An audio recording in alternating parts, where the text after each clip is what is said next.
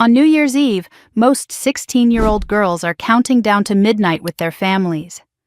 I was sitting on a cold metal bench in Atlanta Hartsfield-Jackson Airport, shivering, starving, and completely alone.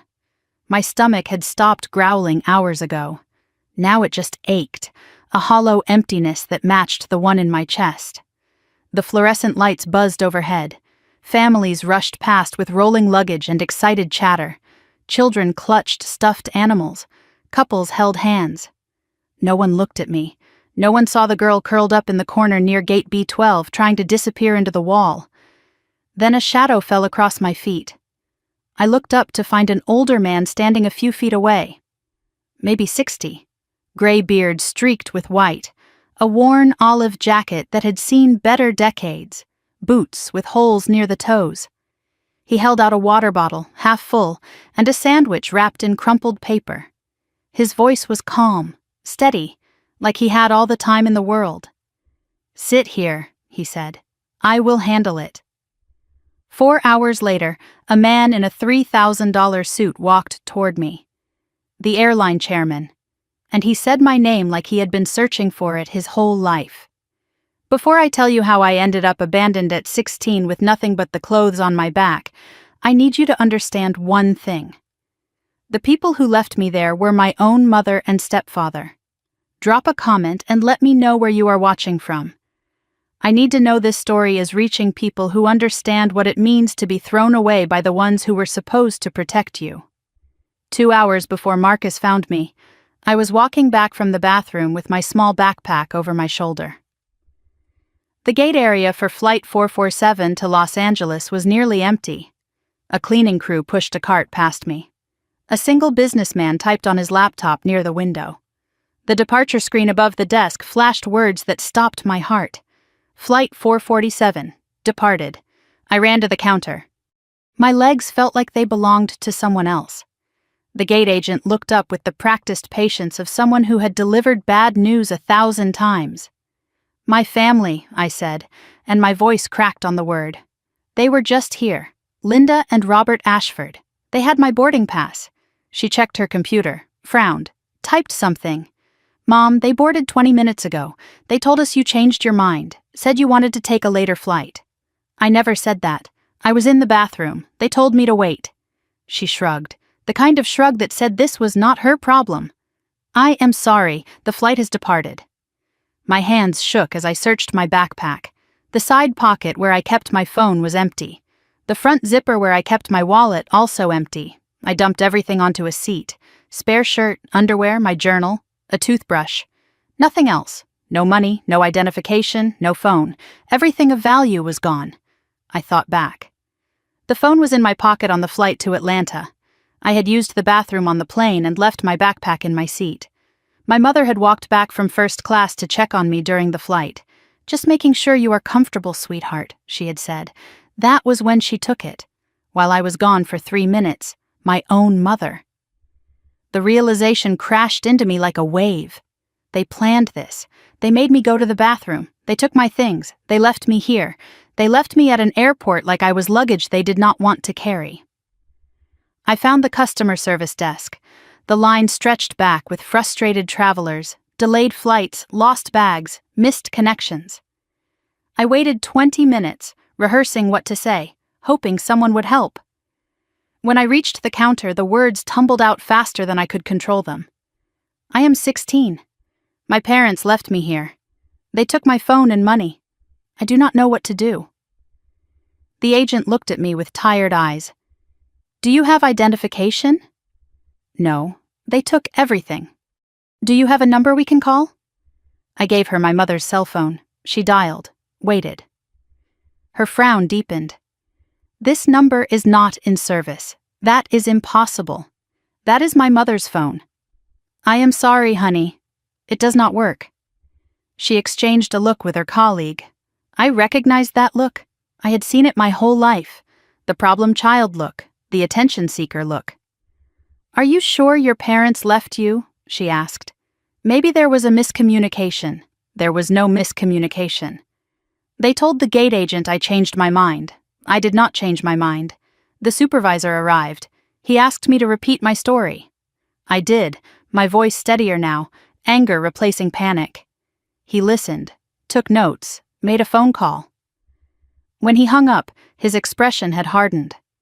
"I contacted the flight," he said. "The passengers in seats 2A and 2B, Linda and Robert Ashford, confirmed that you chose to stay behind. They said you wanted to visit a friend in Atlanta." My stomach dropped. "That is a lie. I do not know anyone in Atlanta." His voice was flat. "They also mentioned you have a history of emotional difficulties." 2 airport security officers approached before I could respond. "Claire Mitchell?" the woman asked. "Yes." "Come with us, please." They took me to a small room off the main terminal. Fluorescent lights, plastic chairs, a one-way mirror. They asked questions like, I was a suspect, not a victim. "Why are you traveling alone? Did you run away from home? Are you trying to cause trouble for your parents?" I told the truth. I could see they did not believe me. The male officer checked his tablet and something shifted in his expression. "You are flagged in our system, Claire. What does that mean?" He did not answer directly. "Your stepfather filed a report with TSA 3 days ago. Said you might try to travel alone. Said you have a history of running away and making false accusations." My blood ran cold. Robert had planned this before we even left Connecticut. He set me up so no one would believe me. They released me an hour later. "No grounds to hold me," they said. But they also could not help me. "We are not social services." The traveler's aid desk was closed, would not open until 8 in the morning. The clock on the wall read 7:47 in the evening. I found a corner near gate B12, away from the crowds, partially hidden by a pillar. I slid down the wall and sat on the cold floor. Around me the sounds of a functioning world continued without pause, families reuniting, couples kissing hello, children running to grandparents. Everyone belonged to someone. Everyone except me. I had not cried since I was 12. I learned that tears only made things worse with my mother. But alone on the floor of that airport, I could not stop them. Silent sobs shook my body. I cried for the mother who chose money over her daughter. I cried for the father I lost, or thought I lost, 8 years ago when my mother told me his plane crashed over the ocean. I cried for 16 years of trying to be good enough, trying to earn love that was never real. Through the tears, a memory surfaced. My father's voice reading, "Good night, moon. Good night, stars. Good night, air. Good night, noises everywhere." I used to believe he was watching over me. Now I wondered if he had ever existed at all, or if that too was just another lie. I do not know how long I sat there. 30 minutes. An hour. The terminal grew quieter as evening flights departed. My tears dried, leaving salt tracks on my cheeks. I stared at the floor, too exhausted to think. Then the shadow fell across me. I flinched, expecting security again.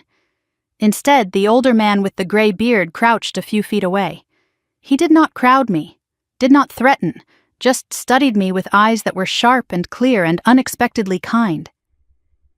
"You have been sitting here for 2 hours, he said. "I have been watching. Please leave me alone. Whoever left you here, they are not coming back. You know that, do you not?" I could not argue. I had no strength left. He reached into his battered backpack and pulled out the water bottle and the sandwich. "Eat first, then we talk." Every warning I had ever heard about strangers screamed in my head. But I was starving. I was alone. I had no other options. I took the water, drank slowly, took the sandwich. Peanut butter on white bread slightly squished. It tasted like survival.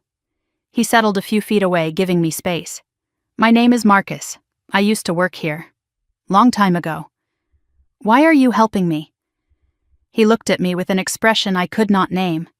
Something broken but still burning behind his eyes. "Because you remind me of someone I failed to help once. And I made a promise I would never let that happen again." I noticed a leather bracelet on his wrist, worn, cracked with age. 2 initials were carved into the leather. E.M. The same initials as my father. Ethan Mitchell. Before I could ask about it, Marcus stood and offered his hand. I know people here, people who owe me, people who can access systems the regular staff cannot touch. Why would you do this for me? Because I know what it is like to be thrown away. And because I think someone important is looking for you. He walked toward a staff-only door, knocked a pattern, and was led inside. I waited alone, heart pounding. 20 minutes later, the door opened. A woman in an airline uniform stepped out. Her face was pale, her hands trembled. She looked at me and spoke 2 words that changed everything. "Are you Claire Mitchell?" I nodded. Her voice shook. "Someone very high up wants to see you. They are sending a car." I did not know it then. But the next 4 hours would change everything I believed about my family, my father, and the mother who tried to erase me from existence. To understand why my mother abandoned me at an airport, you need to understand the family I grew up in, or rather, the family I was never really part of. I sat in that terminal waiting for whoever was coming, my mind drifting back through years of memories I had tried so hard to bury. Marcus had disappeared behind the staff door. The airline woman watched me with nervous eyes, refusing to answer my questions about who she had called. If I was going to make sense of what was happening, I needed to go back to the beginning. My earliest memories are warm. A house in Virginia, small but filled with light. My father, Ethan Mitchell, tall and kind with eyes that crinkled when he smiled. He always smelled like coffee and something else. Pine, maybe, or airplane fuel. He worked long hours building his company, but he always made time for bedtime stories. Every single night without fail, we read Goodnight Moon together. I would curl up against his chest and listen to his deep, steady voice. Goodnight stars, goodnight air, goodnight noises everywhere. That voice meant safety. That voice meant home. My mother was different then, softer. She laughed easily and made pancakes on Sunday mornings and sang me to sleep when I had nightmares. I remember her brushing my hair before school, gentle strokes that made me feel loved. That mother existed. I have to believe she did. Because otherwise, I spent my whole childhood loving a ghost. I was 8 years old when everything changed. My mother sat me down in the living room one afternoon. Her face was strange, pulled tight in a way I had never seen before. "There has been an accident, sweetheart," she said. "Daddy's plane went down." I remember the words, but not the feeling. It was like my brain refused to process what she was telling me. I kept waiting for her to smile and say she was joking. She never did. There was no funeral. My mother said the crash happened over the ocean, no body recovered, nothing to bury. "We have to be strong now," she told me. "It is just you and me." Within months, my mother changed. The softness disappeared. The laughter stopped. She hugged me less, talked to me less, looked at me less. I thought it was grief. I thought she was mourning my father the same way I was. I did not know it was the beginning of something else entirely. Years later, I realized she had thrown away every photograph of my father. Not one picture remained in our house. When I asked her about it, her answer was quick and rehearsed. I threw them away. It was too painful to look at him. But I saw something flicker in her eyes when she said it. Not pain. Relief. 2 years after my father died, my mother introduced me to Robert Ashford. He was handsome in a cold way, with expensive suits and a smile that never reached his eyes. "A financial consultant," she said. "Very successful." I was 10 years old and immediately uncomfortable around him. He looked at me the way adults look at furniture they plan to replace. They married 6 months later. Small ceremony, destination wedding in the Caribbean. I was the flower girl. That was the last time I felt included in my mother's life. At the reception, Robert put his hand on my shoulder. It felt possessive, not protective. "Do not worry, Claire," he said. "I will take good care of your mother." He did not say he would take care of me. After the wedding, we moved to a new house in Greenwich, Connecticut. Massive. 6 bedrooms. A pool I was rarely allowed to use. My room was at the end of a long hallway, far from the master bedroom. "For privacy," my mother said. I understood it differently, out of sight, out of mind. Robert established new rules. Dinner at 6 sharp, homework reviewed and graded, curfew strictly enforced. But the rules only applied to me. My mother started deferring to Robert on everything, including decisions about her own daughter. Ask Robert became her answer to every question. Robert never raised his voice, never hit me, never threatened me directly, but I learned to read the silences. When Robert went quiet at dinner, something bad always followed. A canceled trip. A confiscated phone. An accusation I could not defend against. The quieter he became, the more dangerous he was. By the time I was 12, I understood my place. I was tolerated, not wanted. Family dinners happened where my mother and Robert discussed vacations I was not invited to, birthday parties with Robert's business associates where I was sent to my room. "Claire has homework," my mother would say. "Claire is not feeling well. Claire prefers to be alone." Lies told so often they became the official story. Robert started calling me difficult. He said it to teachers, to family friends, to my mother. She has been struggling since her father passed. Very emotional, prone to outbursts. I was none of these things, but when an adult repeats something enough, people believe it. Teachers looked at me with pity. Classmates kept their distance. I learned to stop defending myself because no one listened anyway.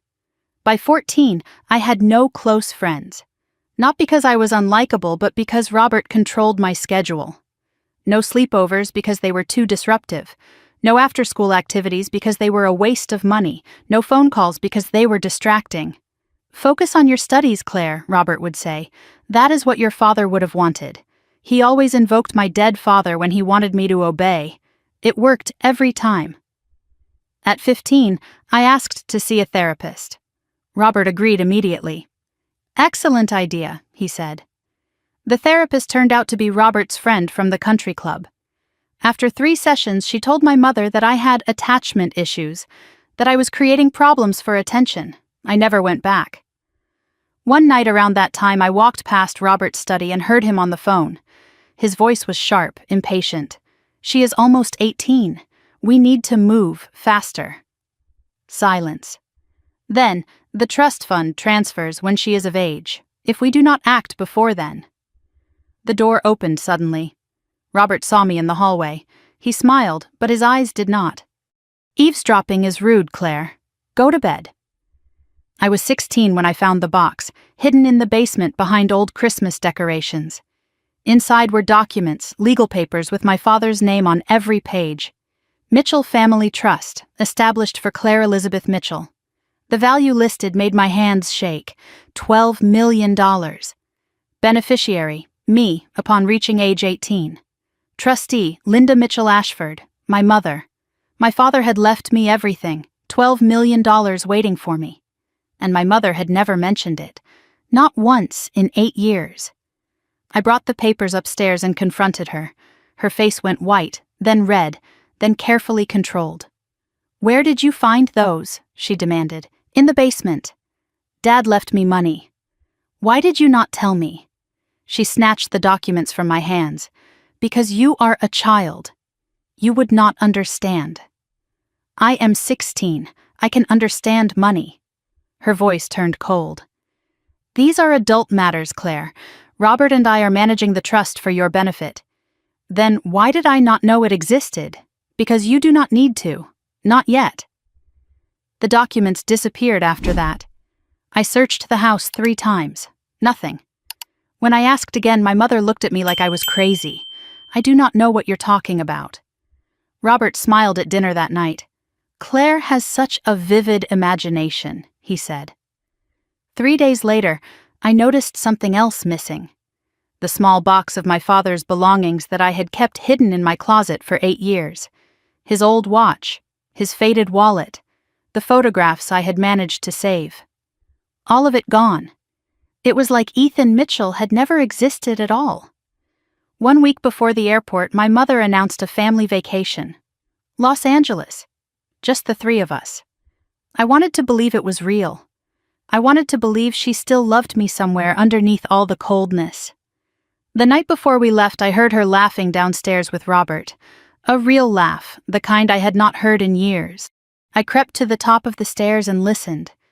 By this time next week it will all be done, Robert said. Finally, my mother replied. I have waited long enough.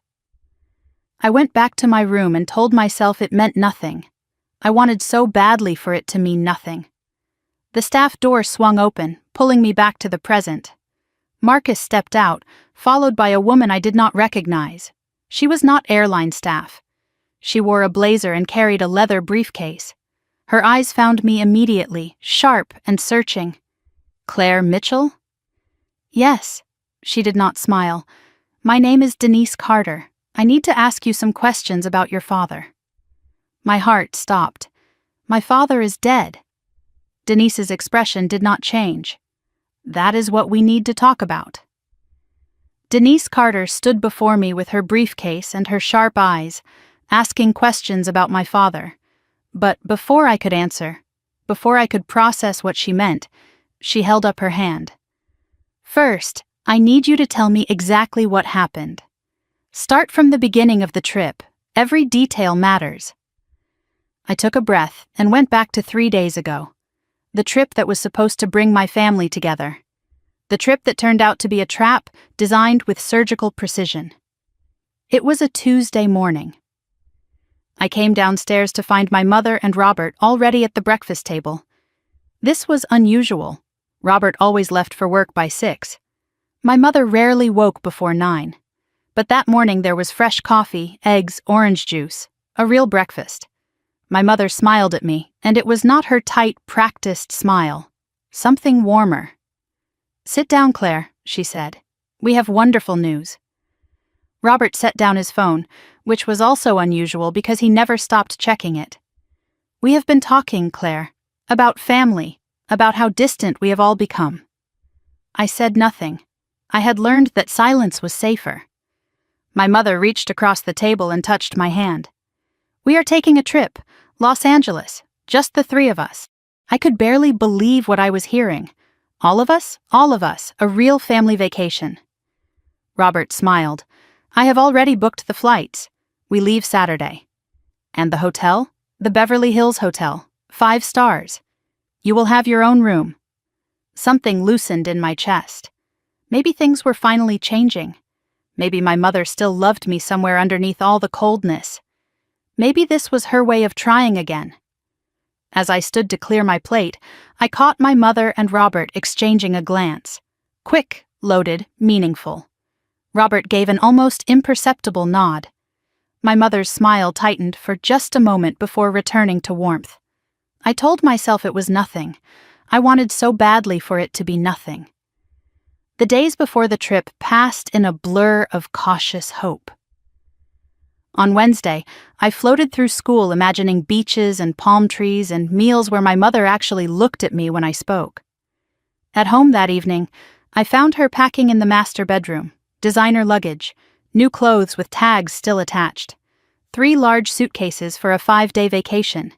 It seemed like a lot, but I did not question it. On Thursday, Robert worked from home. He spent hours in his study with the door locked.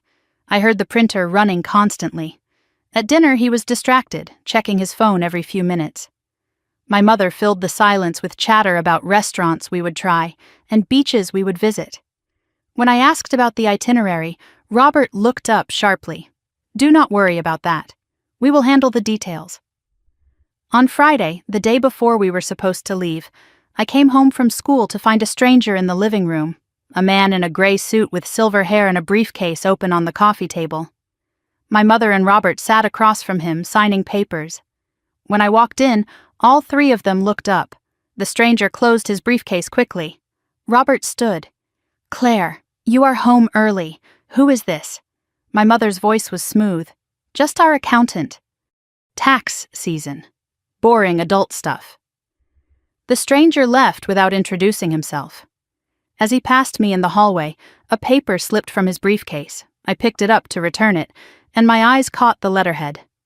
Morrison and Associates, Estate Planning and Trust Administration. Below that, in bold type, Ree Mitchell Family Trust, Beneficiary Amendment. He snatched it from my hands before I could read more. Thank you, he said coldly, and walked out the door. That night, I packed my small suitcase. I did not have designer luggage like my mother, just a worn duffel bag from middle school. I packed carefully. Clothes for warm weather, my journal, and a photograph of my father I had found hidden in an old book. The photo was creased and faded. My father holding baby me, both of us smiling. I tucked it into my journal where my mother could not find it. At 9 that night, Robert knocked on my door and entered without waiting. He carried a clipboard and pen. "Claire, I need to verify some travel information." He asked for my full legal name, Claire Elizabeth Mitchell, my date of birth, March 15, 2009. Then he asked for my social security number. "Why do you need that?" His smile did not reach his eyes. "TSA requirements, new security protocols." I gave him the number. What choice did I have? He wrote it down, nodded once, and left. At the door, he paused. "Get some sleep. Big day tomorrow." I lay in bed, unable to sleep. At 11, I heard laughter from downstairs. My mother's laugh. Genuine and unguarded. The laugh I remembered from childhood. I crept to the top of the stairs and listened. "By this time next week it will all be done," Robert said. Finally, 8 years I have waited. 8 years of playing the devoted mother. Robert's voice dropped lower. "The boarding school in Switzerland is expecting her. No phone access, no internet, no contact with anyone who might ask questions." My mother laughed again. "By the time she is 18, the trust will be empty, and she will have no proof of anything." I pressed myself against the wall, barely breathing. Boarding school, Switzerland. The trust will be empty. They were not taking me on vacation. They were getting rid of me. I fled back to my room on silent feet, heart pounding so hard I thought it might crack my ribs. Saturday morning arrived gray and cold. I had slept maybe 2 hours. My mind raced with everything I had heard. I considered running, but where would I go? To whom? I had no money, no phone that was not monitored, no one who would believe me over my mother and Robert. They were respected in the community. I was the problem child with emotional difficulties. I decided my only option was to play along, gather information, find an opportunity. Robert drove. My mother sat in front. I sat in the back, watching the Connecticut trees blur past. The car was too quiet. My mother made small talk about the weather. I memorized details, the route, the time, the mile markers. At the airport, a skycap took our luggage. 3 large suitcases for my mother and Robert, 1 small duffel for me. My bag was placed on a separate cart. "Why is my bag separate?" Robert did not look at me. Different check-in lines.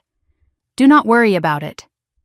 Inside the terminal, my mother linked her arm through mine, a gesture of motherly affection. It felt like a handcuff. We checked in at the counter. I asked for my boarding pass. The agent handed all 3 passes to Robert. "Here you are, sir. 3 passengers to Los Angeles, connecting through Atlanta." Robert pocketed all 3. "I will hold on to these.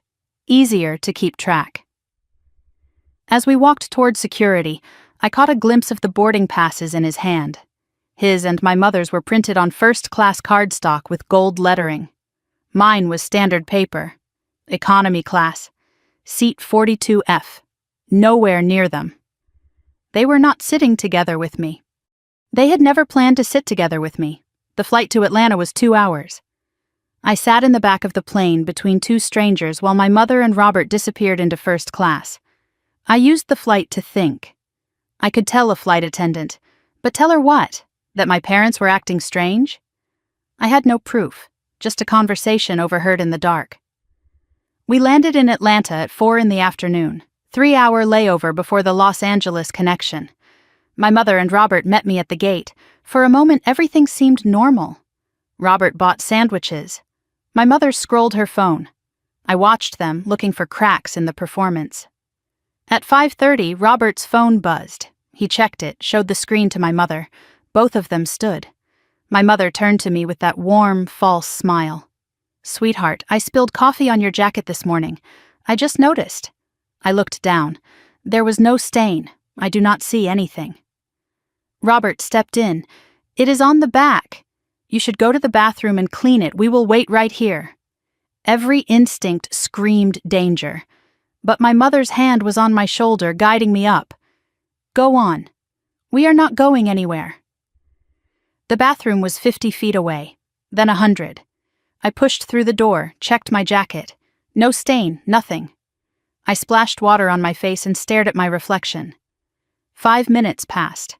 I walked back to the gate. The seats were empty. My mother and Robert were gone. I ran to the desk. The screen above flashed Flight 447 to Los Angeles. Now boarding. The gate agent looked up. My parents, I gasped. They were just here. She checked her screen, frowned. The Ashfords? They boarded 10 minutes ago. They said you changed your mind. Through the window, I watched the plane pull away from the jetway.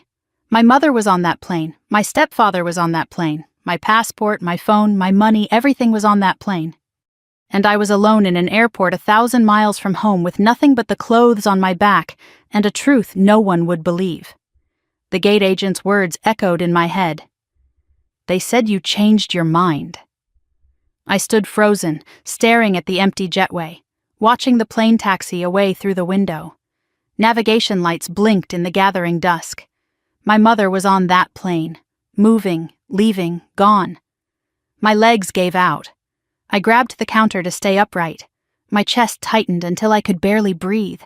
The terminal noise faded to static, families laughing, announcements overhead.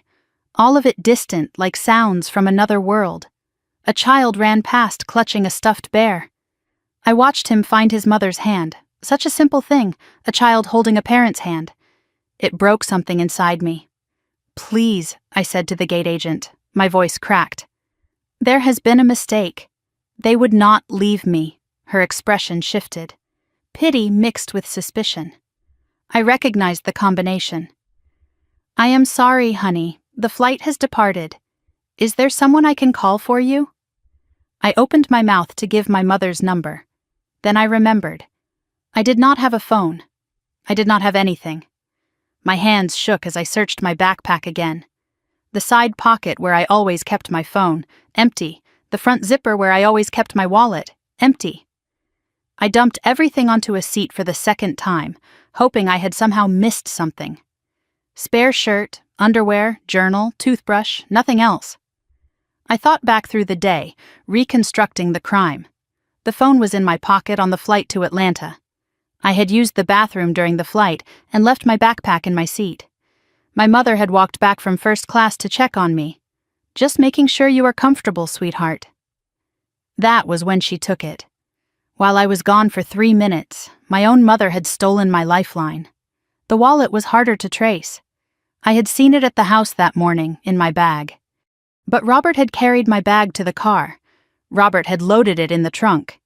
He had hours alone with my belongings. They had planned every detail, every single one. And the passport. I had never held my own passport. Robert kept all the travel documents for safekeeping, he said. Without identification, I could not prove who I was. I was a 16-year-old girl with no identity, stranded in an airport 1,000 miles from anything familiar. As I repacked my backpack with trembling hands, I noticed something I had missed before. My journal. The lock had been broken. Pages were torn out. I flipped through frantically, searching for the entries I had written about overhearing Robert's phone call, about the trust fund documents, about my suspicions. All of them were gone. They had read my journal. They knew I knew, and they had destroyed the evidence. I found the airline customer service desk. A long line of frustrated travelers stretched back from the counter. Delayed flights, lost luggage, missed connections, normal problems, solvable problems. I waited 20 minutes, rehearsing what to say, hoping someone would help me. When I reached the counter, the words tumbled out. I am 16 years old. My parents left me here. They took my phone and my money. I do not know what to do. The agent was a tired woman with graying hair. Do you have identification? No. They took everything. Do you have a number we can call? I gave her my mother's cell phone number. She dialed, waited, frowned. This number is not in service. That is impossible. That is my mother's phone. I am sorry, honey. The number does not work. She exchanged a look with her colleague. I knew that look. The problem child look. The attention seeker look. I had seen it my whole life. Are you sure your parents left you? Maybe there was a miscommunication. There was no miscommunication. They told the gate agent I changed my mind. I did not change my mind. The supervisor arrived. A man in his 50s with an official badge and an official frown. He asked me to repeat my story. I did, my voice steadier now, anger replacing panic. He listened, took notes, made a phone call. When he hung up, his expression had hardened. I contacted the flight. The passengers in seats 2A and 2B, Linda and Robert Ashford, confirmed that you chose to stay behind. They said you wanted to visit a friend in Atlanta. My stomach dropped. That is a lie. I do not know anyone in Atlanta. His voice was flat. They also mentioned you have a history of emotional difficulties. The supervisor studied me with an expression I could not read. Then he picked up his phone again and made a second call. This one was quieter. He cupped his hand over the receiver. When he hung up, something in his demeanor had shifted. He was no longer dismissive. He was nervous. Wait here, he said. Someone from security needs to speak with you. He would not meet my eyes. 2 airport security officers approached minutes later, a man and a woman, both in uniform. Claire Mitchell? Yes, come with us, please. It was not a request. They took me to a small room off the main terminal. Fluorescent lights, plastic chairs, a one-way mirror on the wall.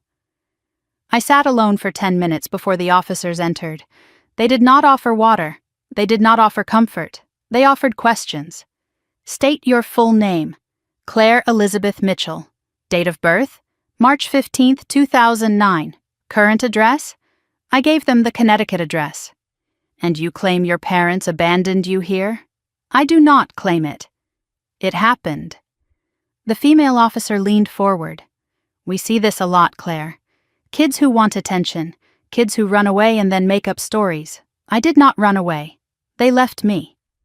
Then why would they tell the flight crew you chose to stay? Because they are lying. Parents do not usually lie about their children.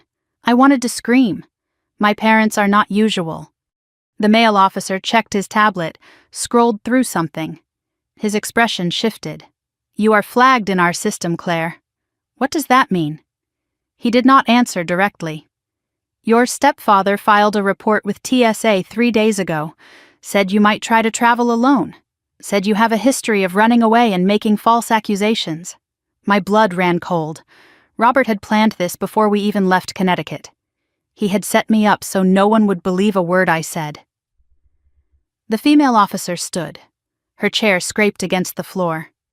If you cannot verify your identity and we cannot reach a guardian, we are required to contact Child Protective Services. You will be placed in emergency custody until we sort this out. How long will that take? Her face showed no sympathy. Could be days, could be weeks, depends on how cooperative you are. After an hour, the officers conferred outside the room. I watched through the glass as they argued. The female officer shook her head. The male officer made another phone call. When they returned, their tone had changed. Not friendly, but less hostile. We are releasing you into the terminal. What about CPS? We do not have grounds to hold you. You have not committed a crime. And my parents? That is a civil matter, not our jurisdiction. The male officer handed me a card. If you are telling the truth, go to the police station in the city. File a report. How? I have no money for a cab. No phone to call anyone. He shrugged. Not our problem. We deal with airport security, not family disputes. They escorted me to the door and left me in the terminal. Alone again. No closer to help than before. I walked toward baggage claim on autopilot. Someone had mentioned a traveler's aid desk.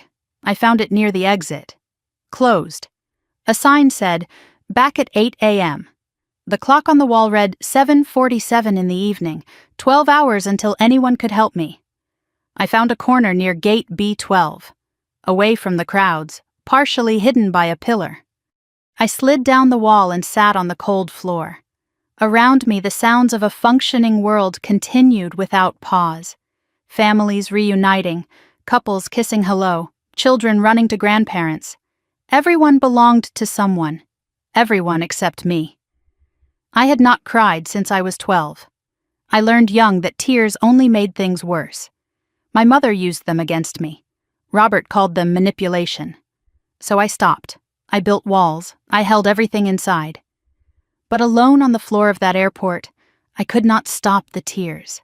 Silent sobs shook my body until I had nothing left. I cried for the mother who chose money over her daughter. I cried for the father I lost 8 years ago, or thought I lost, when my mother told me his plane crashed.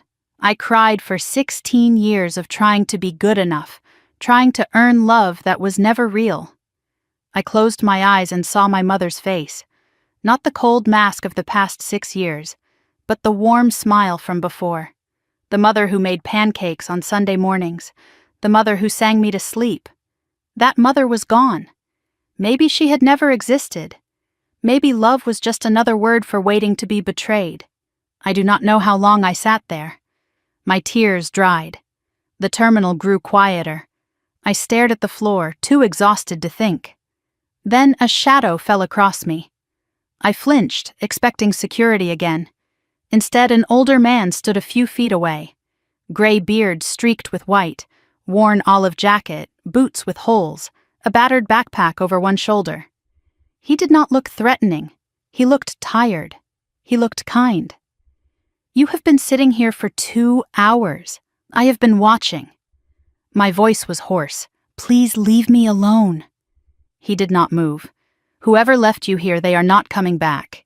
You know that, do you not?" I had no strength to argue.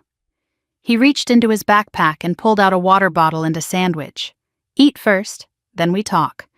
I looked at the food, then at the stranger. Every warning I had ever heard screamed in my head. But I was starving. I was alone. I had no other options. I took the water. I took the sandwich. The man settled a few feet away, giving me space. "My name is Marcus, and I think I know who you are." My hand froze halfway to my mouth. "How could you possibly know who I am?"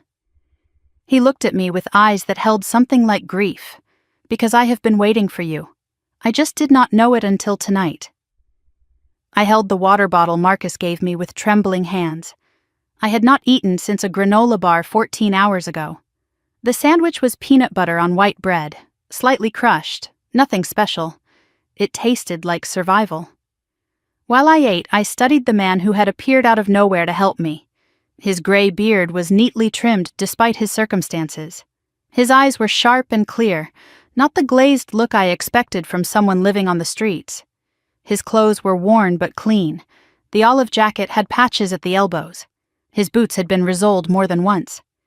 Everything about him suggested someone who once had structure, discipline, purpose. He sat a respectful distance away, not crowding my space. Patient. Watchful. Like he had done this before. I swallowed a bite of sandwich and wiped my mouth. "You said you know who I am." "Explain." Marcus did not answer immediately. He looked at me, really looked, like he was searching for something in my face. "You have his eyes," he said quietly.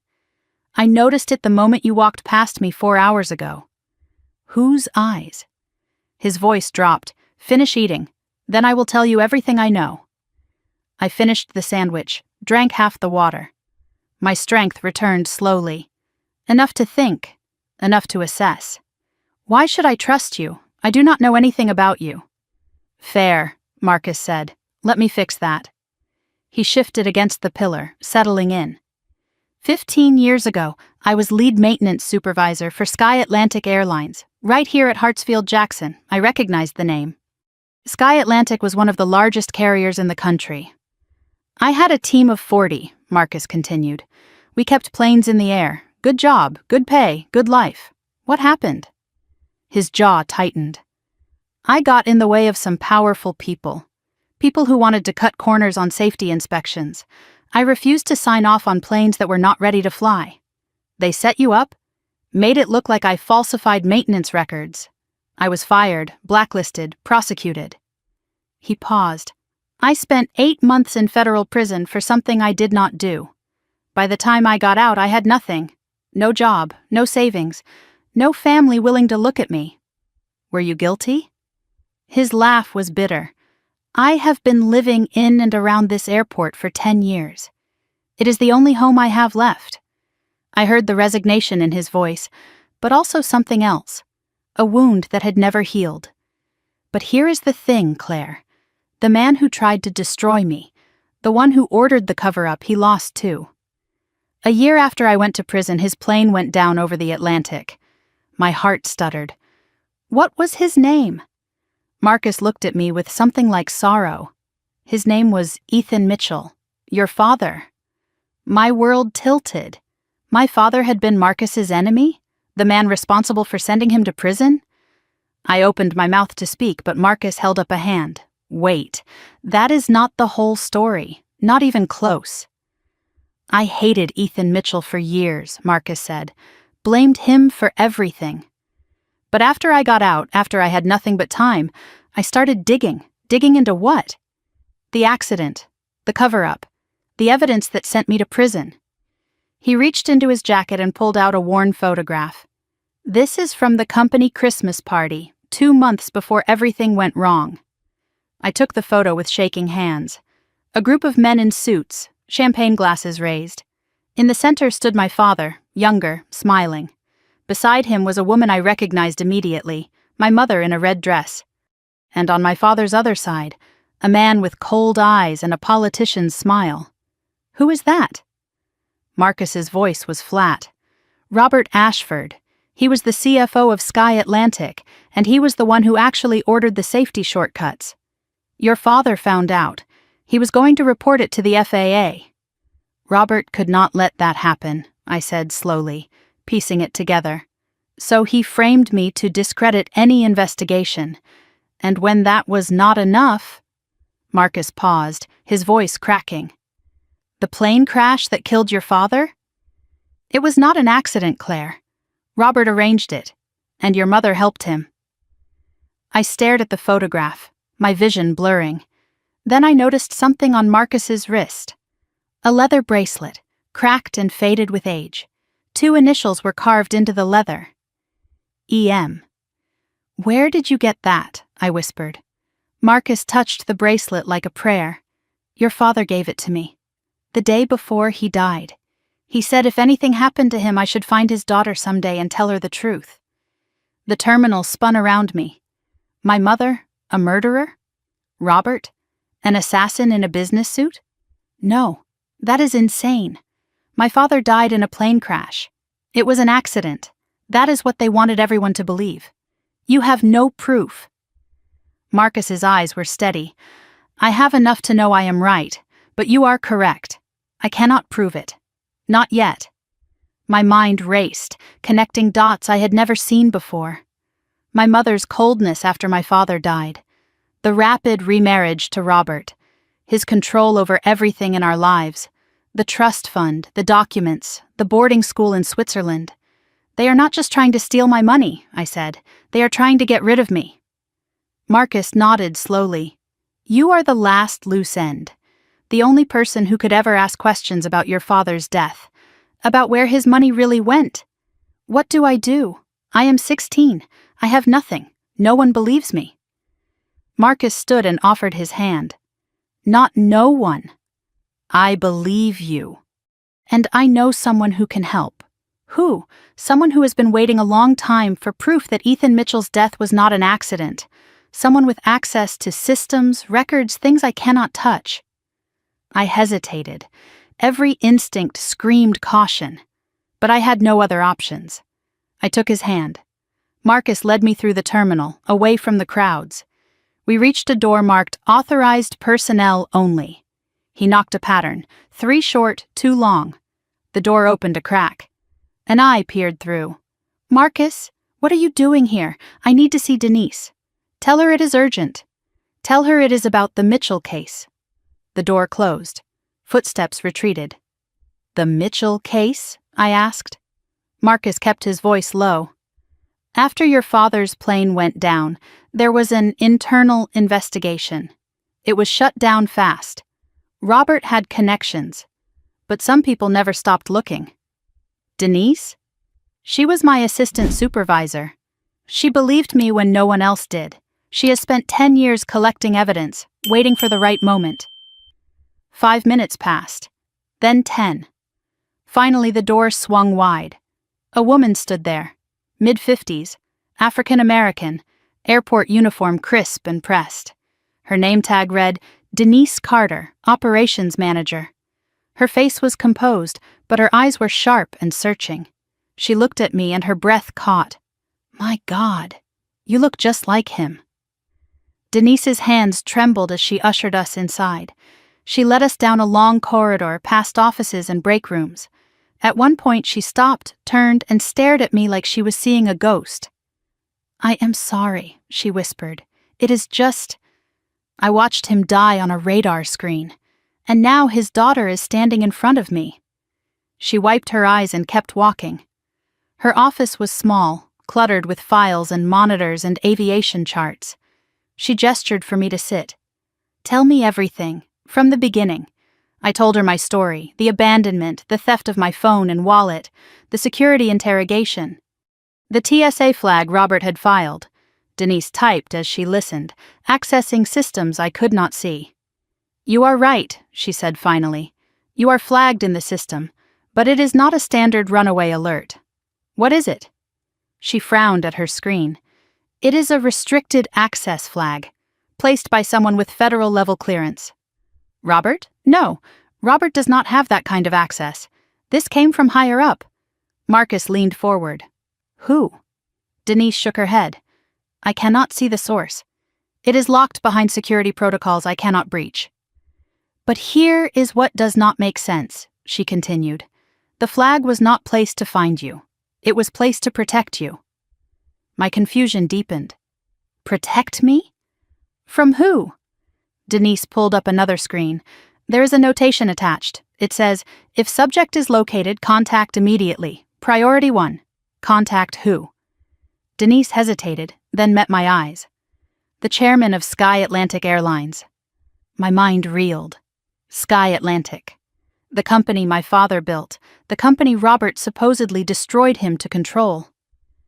Why would the chairman want to find me? Because the current chairman is not Robert Ashford. Robert was forced out 3 years ago after a financial scandal. The current chairman... Denise stopped, looked at Marcus, then back at me. I think you need to see this for yourself. She picked up her phone and hesitated. If I make this call, there is no going back. Whoever is on the other end of that flag, they will come here. Tonight. Who is the chairman? Marcus answered before Denise could speak. We do not know. After Robert was removed, someone bought the company through a series of shell corporations. No one knows who is really in charge. But they want to find me. They have been looking. Denise nodded. For years, apparently. The flag was placed 8 years ago, right after your father died. 8 years. Someone had been searching for me for 8 years, since the moment my father's plane went down. Make the call. Denise dialed. Spoke in low tones. I caught fragments. Mitchell. Yes, she is here. I understand. Yes, sir. She hung up. Her face was pale. What did they say? Her voice shook. Someone is coming. They are sending a car from the private terminal. They said to tell you not to be afraid. They said to tell you that you are safe now. Marcus gripped my shoulder. Who is coming, Denise? She looked at me with an expression caught between fear and wonder. The chairman himself. He will be here within the hour. Who is he? Denise took a breath. I do not know his name, but he asked me to give you a message. He said to tell you that Goodnight Moon was always his favorite too. The words hit me like a physical blow. Goodnight Moon, our book. My father's voice in the dark, reading me to sleep. No one knew about that. No one except him. I sat in that cramped office surrounded by strangers, and for the first time in 8 years, I let myself believe the impossible. Maybe my father was not dead after all. 2 men in suits arrived at Denise's office within minutes. Airline security, but different from the officers who had interrogated me earlier. These men were professional, deferential. They addressed me as Miss Mitchell. "Please come with us," the taller one said. "You will be more comfortable in the executive lounge." I looked at Marcus. He nodded. "I will be right behind you." We moved through corridors I never knew existed, past baggage handling areas, maintenance bays, staff break rooms. The airport had a whole world behind its public face. Finally, we reached a set of double doors with the Sky Atlantic logo embossed in gold. The sign read, "Executive Lounge, Invitation Only." Inside was another world. Leather couches, mahogany tables, crystal decanters catching the light. A world away from the cold metal bench where I had sat crying just 2 hours before. Staff members in crisp uniforms moved with purpose, setting out water, adjusting lights. Everyone glanced at me with barely concealed curiosity. I felt like an exhibit, a specimen under glass. Marcus settled into a chair nearby, watching the door. I sank into a leather couch and waited for whoever was coming. Minutes passed. I counted them on the wall clock. My leg bounced. My fingers twisted the hem of my shirt. Questions piled up faster than I could process. Who was the chairman? Was he really my father?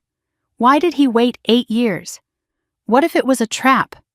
What if Robert and my mother had connections I did not know about? "Marcus," I said, "who did Denise call?" "Really?" He did not look at me. His fingers touched the leather bracelet on his wrist. "Someone who has been looking for you for a very long time. That is not an answer. It is the only one I can give you right now." Some things need to be seen, not explained. I wanted to scream with frustration. Instead, I watched the door and waited. Staff members came and went, whispered conversations, nervous glances. One woman made 3 phone calls in rapid succession. A man in a pilot's uniform entered, spoke to security, and left quickly. Something was happening, something big. I caught fragments of conversation. "Private jet, ETA 20 minutes, clear the hangar." A young staff member approached me with a tray of refreshments. Maybe early 20s, blonde ponytail. Her hands shook so badly the glasses rattled. "Miss Mitchell," she whispered. "I just wanted to say, we have all heard about you. Everyone here, he never stopped talking about you, never stopped looking." Before I could respond, a supervisor called the girl away sharply. She scurried off without another word. The lounge doors opened. A man entered. Mid-60s, silver hair, wire-rimmed glasses, leather briefcase. His suit cost more than my entire wardrobe. He moved with the confidence of someone accustomed to controlling rooms. His eyes found me immediately, assessing, calculating, then softening. "Claire Mitchell. My name is Thomas Harrington. I am an attorney with Morrison and Associates." My stomach clenched. Morrison and Associates. The letterhead I had seen on the estate documents at my house. I know that name. "You are my mother's lawyer." Thomas shook his head. "I was your mother's lawyer. Briefly, 8 years ago, before I understood what she really was." He sat across from me, briefcase on the table between us. "I have been searching for you for 2 years at the request of my current client.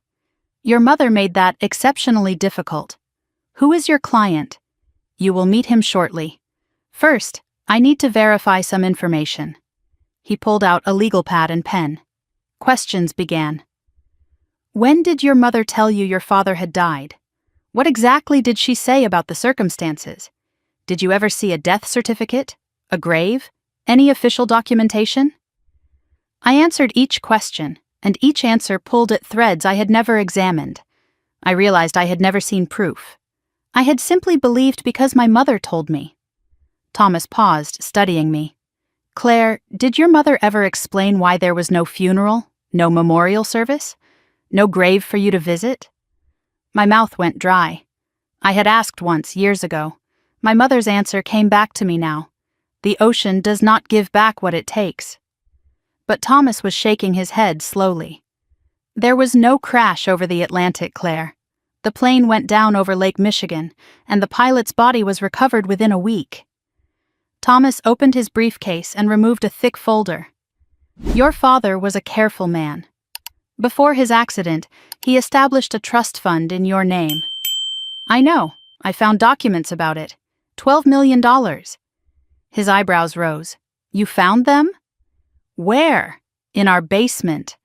My mother took them before I could read everything. That explains a great deal. He spread papers across the table. The Mitchell Family Trust was established with $12 million when you were 3 years old. It was designed to transfer to your full control on your 18th birthday. Your mother as trustee has made withdrawals. Significant ones. He showed me a ledger. Numbers blurred together. $4.2 million over the past 8 years. Supposedly for your education, medical care, and living expenses. I laughed bitterly.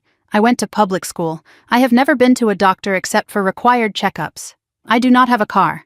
I barely have clothes that fit. Thomas nodded grimly. We know. The money went elsewhere. Real estate in Robert's name. Offshore accounts. A lifestyle your mother felt she deserved. What is left? Approximately $7.8 million, which your mother planned to drain completely before your 18th birthday. That is why they left me at the airport. Partly. But there is more. Much more. Thomas leaned forward, his voice dropping. Claire, we intercepted communications between your mother and a boarding school in Geneva. Very exclusive, very private, and very skilled at making students disappear. My blood ran cold. Disappear? Students who become inconvenient. Children whose families want them removed without the messiness of legal proceedings. Your mother was not just abandoning you, Claire. She was erasing you. Thomas reached into the briefcase again. This time he removed not papers but a photograph. Old, slightly faded. My client asked me to show you this. He said you would understand. I took the photograph with trembling hands. A man in his early 30s, laughing, sunlight on his face. On his shoulders sat a little girl, maybe 4 or 5, arms spread wide like airplane wings, both of them smiling with pure, unguarded joy. The background showed a backyard, a swing set, autumn leaves. I recognized the swing set. The house in Virginia, before everything changed. That is me, yes. And that is... My voice broke. That is my father. I studied the face, the eyes. My eyes, I realized. The same shape, the same color. Marcus had said it. Now I saw it. I do not remember this day. Thomas's voice was gentle. You were 4, but he remembers it. He said it was the happiest day of his life. My vision blurred. I had not cried over my father in years. I thought I had no tears left. But this photograph, this proof of a happiness I could not recall, broke something open. I pressed the photo to my chest and let myself feel everything I had been holding back. Marcus moved to sit beside me. His hand rested on my shoulder. He kept that photo in his wallet for 8 years, he said quietly. Through everything, the accident, the recovery, the years of searching. He told me once that when he found you, he wanted you to see it. To know that nothing, not time, not distance, not your mother's lies, could make him forget his little girl. I wiped my eyes, still clutching the photograph. I do not understand. If my father survived, why did he not find me? Thomas and Marcus exchanged a look. The accident was real, Thomas began. The plane did go down. But your father was pulled from the wreckage, barely alive. He was in a coma for 3 months, Marcus added. By the time he woke up, your mother had already filed for divorce, claimed you as her sole dependent, and moved across the country. Thomas continued. Your mother told the courts that Ethan had abandoned you both, that he was unstable, dangerous. She produced documents, forged we now know, suggesting a history of violence. There was a restraining order, Marcus said. If he came within 500 feet of you or your mother, he would have been arrested. My fists clenched. So he just gave up? No. Thomas's voice was firm. He spent every dollar he had fighting her in court. She changed your names, your addresses, your schools. Every time we got close, she ran again. 8 years, Marcus said. 8 years of dead ends and false trails. Until tonight. What changed tonight? Thomas almost smiled. Your mother made a mistake. She used a traceable credit card at the Atlanta airport, and your name triggered a flag we placed in the airline system years ago. The flag Denise found. Yes, a flag your father insisted on placing in every airport in America, just in case. A phone buzzed. Thomas checked it. His expression sharpened. He is here. He is walking from the private terminal now. My heart hammered against my ribs. 8 years. 8 years of believing my father was dead. 8 years of wondering why no one loved me. And now he was walking down a corridor, about to see me for the first time since I was 8 years old. Thomas stood and straightened his tie. Marcus squeezed my shoulder one last time. Denise appeared in the doorway, eyes wet. He is coming. Oh God, he is really coming. I could not move, could not breathe. I stood on legs that felt like water, the photograph still pressed to my heart. Footsteps in the corridor. Slow, deliberate. The door swung inward. A man stepped through, tall, gray at the temples, lines on his face that were not there in the photograph, but the eyes were the same.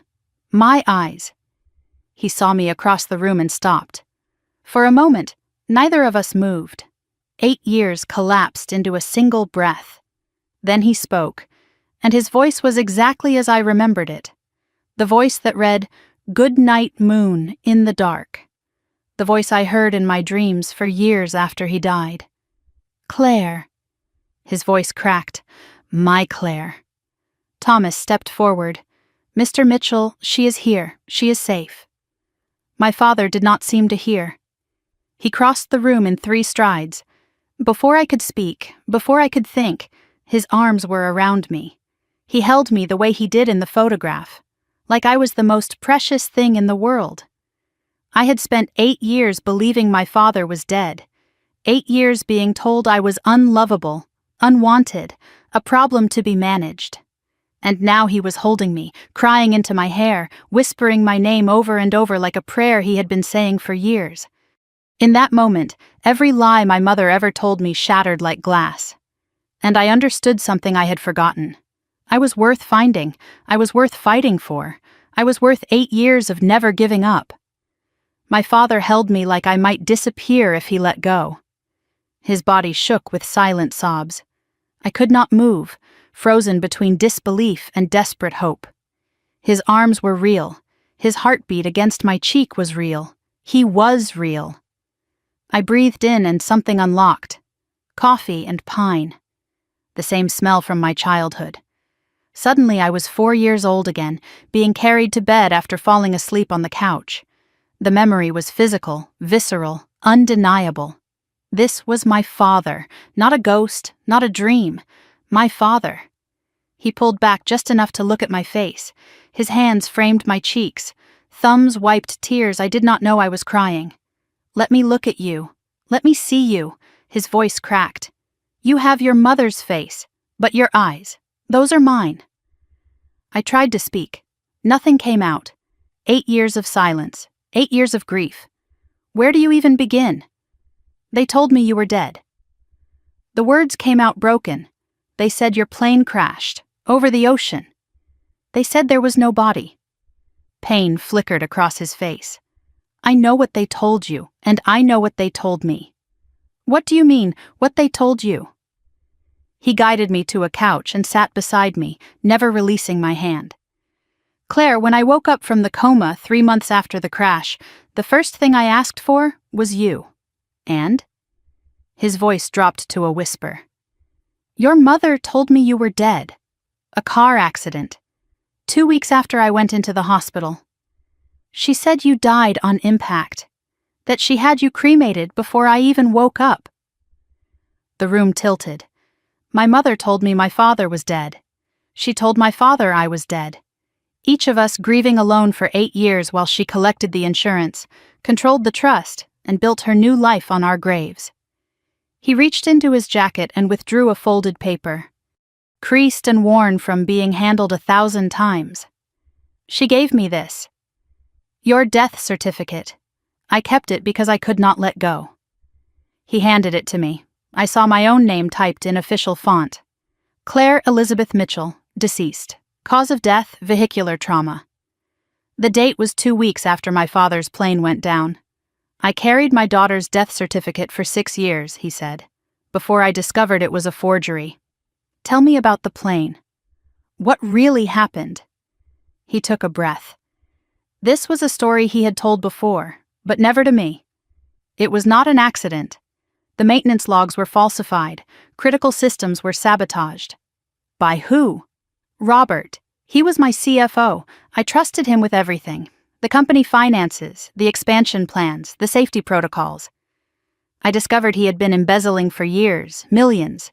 I confronted him privately and gave him a chance to return the money and resign quietly. But he did not. No.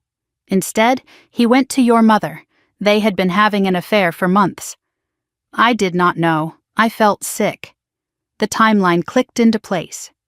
They decided it was easier to kill me than face prosecution. Robert arranged the sabotage. Your mother provided the alibi. The plane went down over Lake Michigan. The pilot, a man named James, managed to crash land instead of a full impact. He died on impact. I should have died too. But you did not. A fishing boat saw the wreckage. They pulled me out of the water barely breathing. I spent 3 months in a coma in a hospital in Wisconsin. By the time I woke up, your mother had already destroyed both our lives. I thought of all the nights I had lain awake talking to my dead father in the dark, telling him about my day, asking him why he left, begging him to come back. He had been alive the whole time, in a hospital bed, then searching, always searching. Every whispered prayer I sent into the darkness, he had been trying to answer. When I found out you were alive, my father continued, that the death certificate was fake, I hired every investigator I could find. How did you find out? His expression hardened. A private detective tracked down the funeral home your mother claimed she used. There was no record, no cremation, no body, no Claire Mitchell. That was 6 years ago? Yes, and every day since then I have been looking for you.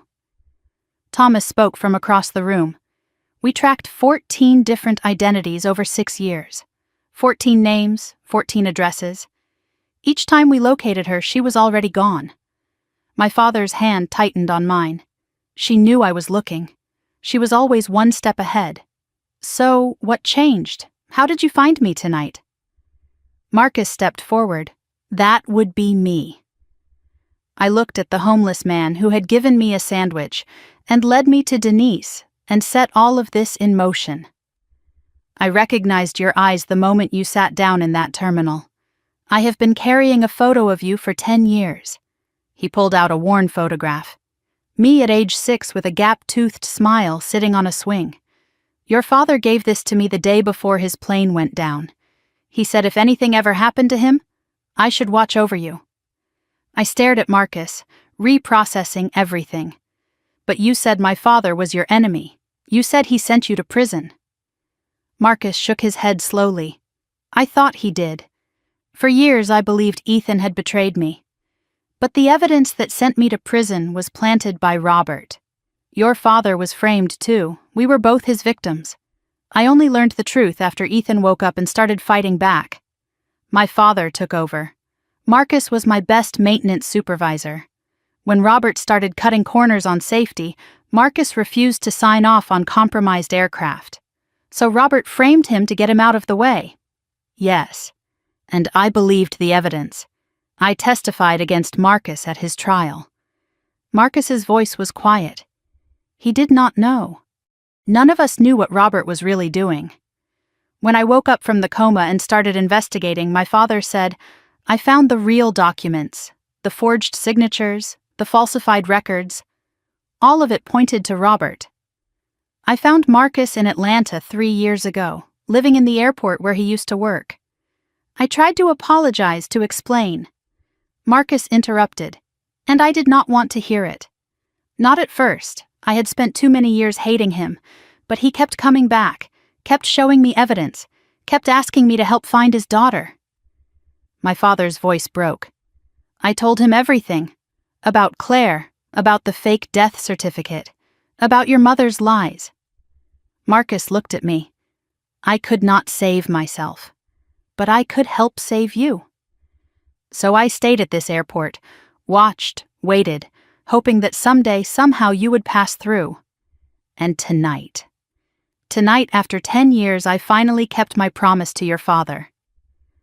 Thomas had been silent, but now he moved to stand beside my father. His hand rested briefly on my father's shoulder. A gesture of solidarity that spoke of years of shared struggle. What they are not telling you, Claire, is that your father sold everything to fund the search. The house, the cars, his stake in 3 companies. He rebuilt Sky Atlantic from scratch just to have the resources to keep looking. My father shook his head. None of it mattered. Only you. My mind raced. So tonight, leaving me at the airport, what was the point? They already had the money, Thomas answered. Not all of it. The trust fund structure requires your signature on certain documents once you turn 18. Without you, they can drain the remaining funds, but they cannot access the principal legally. They wanted me gone before I could claim anything. Worse than that. Thomas's face was grim. We have evidence they were planning to send you to a facility in Geneva, a place that specializes in making inconvenient children disappear permanently. My father's jaw was set. They were not just abandoning you, Claire. They were trying to erase you, the same way they tried to erase me, but they failed. Yes, because of Marcus, because of Denise, because of 8 years of never giving up. I looked at my father, this man I thought was dead. This man who had spent nearly a decade searching for a daughter he was told had died. What do we do now? His eyes hardened. Now we finish this. Together. How? Your mother and Robert landed in Los Angeles 2 hours ago. They think their plan worked. They think you are stranded, alone, about to be picked up by the boarding school's people. But I am not. No, you are with me. And by tomorrow morning, they are going to know exactly how badly they miscalculated. The VIP lounge had grown quiet. Staff had retreated. Only my father, Marcus, Thomas, and Denise remained. My father turned to face me fully. I know you have questions, hundreds of them. I have 8 years of your life to catch up on, 8 birthdays I missed, 8 years of not being there when you needed me. I cannot change what happened. I cannot give you back the childhood they stole from both of us. His hands gripped mine. But I can promise you this. From this moment forward, you will never be alone again. You will never be abandoned. You will never wonder if someone loves you. How do I know this is real? How do I know you will not disappear again? He reached into his pocket and pulled out the leather bracelet. The one Marcus had been wearing. Marcus kept this safe for 10 years. Now it belongs to you. I saw the initials carved into the worn leather. EM. My father's initials. I am not going anywhere, Claire. Not ever again. I slipped the bracelet onto my wrist. It was too big, made for a man's arm, but I did not care. For the first time in 8 years, I had something of my father's. Something real. He stood and extended his hand. Now, are you ready to make them pay for what they did to us? I looked at his hand. At the bracelet. At the photograph of myself as a little girl, still clutched in my other fist. I took his hand and rose. I have been ready my whole life. My father led me through the VIP lounge to a private conference room. The space had been transformed into something out of a crime drama. Monitors lined the walls, files spread across tables. Thomas stood at the head of the room with a projection screen behind him. Denise and Marcus took seats near the door. This was not a reunion anymore. This was a battle briefing. Everything we are about to show you has been compiled over 5 years, Thomas began. Some of it is difficult to see. Some of it will make you angry. All of it is true. I sat down. My father sat beside me. Our hands found each other. I need to know everything, I said. I am done being protected from the truth. My father squeezed my hand. That is why we are here. Thomas clicked a remote. The screen illuminated. Let us start at the beginning. Let us talk about who Linda Mitchell really is. Documents appeared on the screen as Thomas narrated. Linda Marie Cosgrove. Born in Tulsa, Oklahoma. Father was a mechanic. Mother worked at a diner. They filed for bankruptcy twice before Linda turned 12. I stared at my mother's high school photo. Young, hungry, she was intelligent, ambitious, desperate to escape poverty. She put herself through community college, then transferred to a state university on scholarship. A wedding photo appeared, my father and my mother, young and smiling and hopeful. I barely recognized either of them. She met your father at a business conference in Chicago. He was 28, already successful, building Sky Atlantic from the ground up. She was 24, working as a sales assistant. My father spoke. She was charming, warm. She made me feel like I was the only person in the room. I thought I had found my partner for life. What changed? Success, money, power. The more I built, the more she wanted. And when I could not give her enough, when I refused to put her on the company board, she found someone who would. Thomas pulled up a financial record. 3 months after your parents' wedding, Linda opened a private bank account. She never told your father. Over the next 3 years, she siphoned off nearly $200,000 from household accounts. My father's voice was flat. I did not find that account until after the crash. She had been planning her exit strategy from the day she said I do. Thomas clicked to a new slide. Robert Ashford's corporate headshot appeared. Cold eyes. Politician's smile. Robert joined Sky Atlantic as CFO 6 years into the marriage. Your father hired him personally. He came highly recommended, my father said. Harvard MBA. Experience at 3 major airlines. I thought he was brilliant. He was brilliant, Thomas said, at hiding things. Security footage appeared. Grainy, time-stamped. A hotel lobby. My mother entering. Robert following 10 minutes later. This is from the Marriott in Atlanta, 7 months before the crash. More photos followed. Restaurant, parking garage, a cabin in the mountains. We have documented evidence of 37 meetings over 18 months, all while your father was traveling for business. Thomas hesitated. This next part is harder. He clicked. An audio file played. My mother's voice, laughing. He is so trusting. It is almost sad. He has no idea what is coming. Robert's voice. By this time next year, you will own half the company. And he will be... My mother, gone, one way or another. The recording cut off. I could not breathe. That was my mother's voice, laughing about destroying my father. When was this recorded? Thomas checked his notes. 4 months before the plane crash. A private investigator your father hired managed to plant a device in Robert's car. There is more, Claire. 37 hours of recordings. We have transcribed all of them. In one conversation, your mother discusses what to do if Ethan becomes a problem. Robert's answer was, he stopped. You do not need to hear it.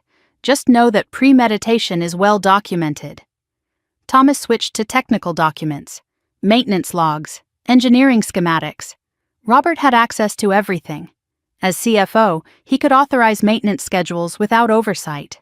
What did he do? Falsified inspection reports, cleared an aircraft that had a compromised fuel line. The plane your father was supposed to fly that day was a ticking time bomb. My father took over. I was flying to Milwaukee for a board meeting. Private jet, just me and James, my pilot. His voice went hollow. 20 minutes into the flight, the fuel system failed. James tried to bring us down on the lake. He saved my life at the cost of his own. The fishermen, 2 brothers from Michigan, they saw the splash, pulled me out of the water. If they had been 5 minutes later, I would have drowned. Thomas continued. Within 48 hours, Robert had destroyed the maintenance records. The official cause was listed as mechanical failure of unknown origin. The investigation was closed within a month. How? Robert had connections, inspectors who owed him favors, a company lawyer who knew which questions not to ask. Marcus spoke from the back of the room. And a fall guy. Me. I was in prison by the time anyone thought to look deeper. I looked at my father. This man who had survived drowning, betrayal, years of searching. James, I said. The pilot. Did he have a family? My father's eyes glistened. A wife. 2 kids. Younger than you. He pulled a photograph from the file. A man in a pilot's uniform, grinning, arm around a woman with 2 small children. I have been supporting them since I recovered. It does not bring him back. Nothing can. But his children will never want for anything. I owe him that much. Thomas advanced to a timeline on the screen, dates and events color-coded. The day after the crash, before anyone knew if your father was alive or dead, Linda filed for divorce. She did not wait. She could not afford to. She needed legal separation before any investigation could freeze assets. The timeline continued.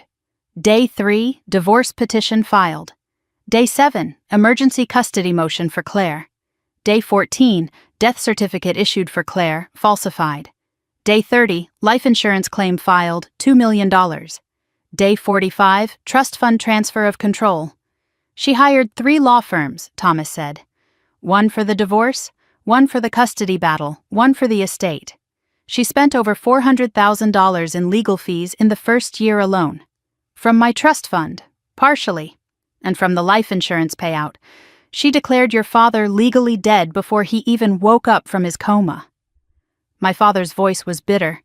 When I finally woke up, when I started asking questions, she had already built a wall of legal documents around you.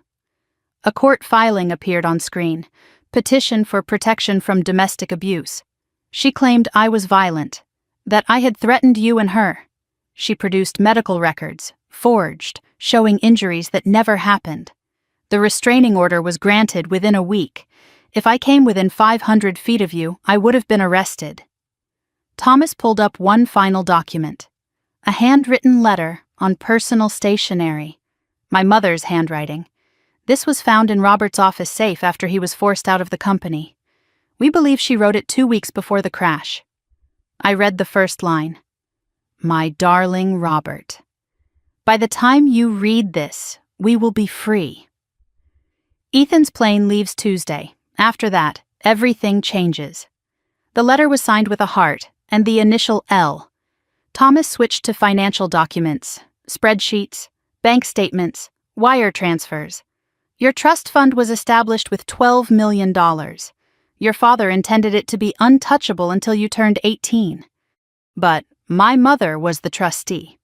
Yes, and for 8 years she has been systematically draining it. A chart appeared, outgoing transfers by year. Year 1, $340,000 for educational expenses.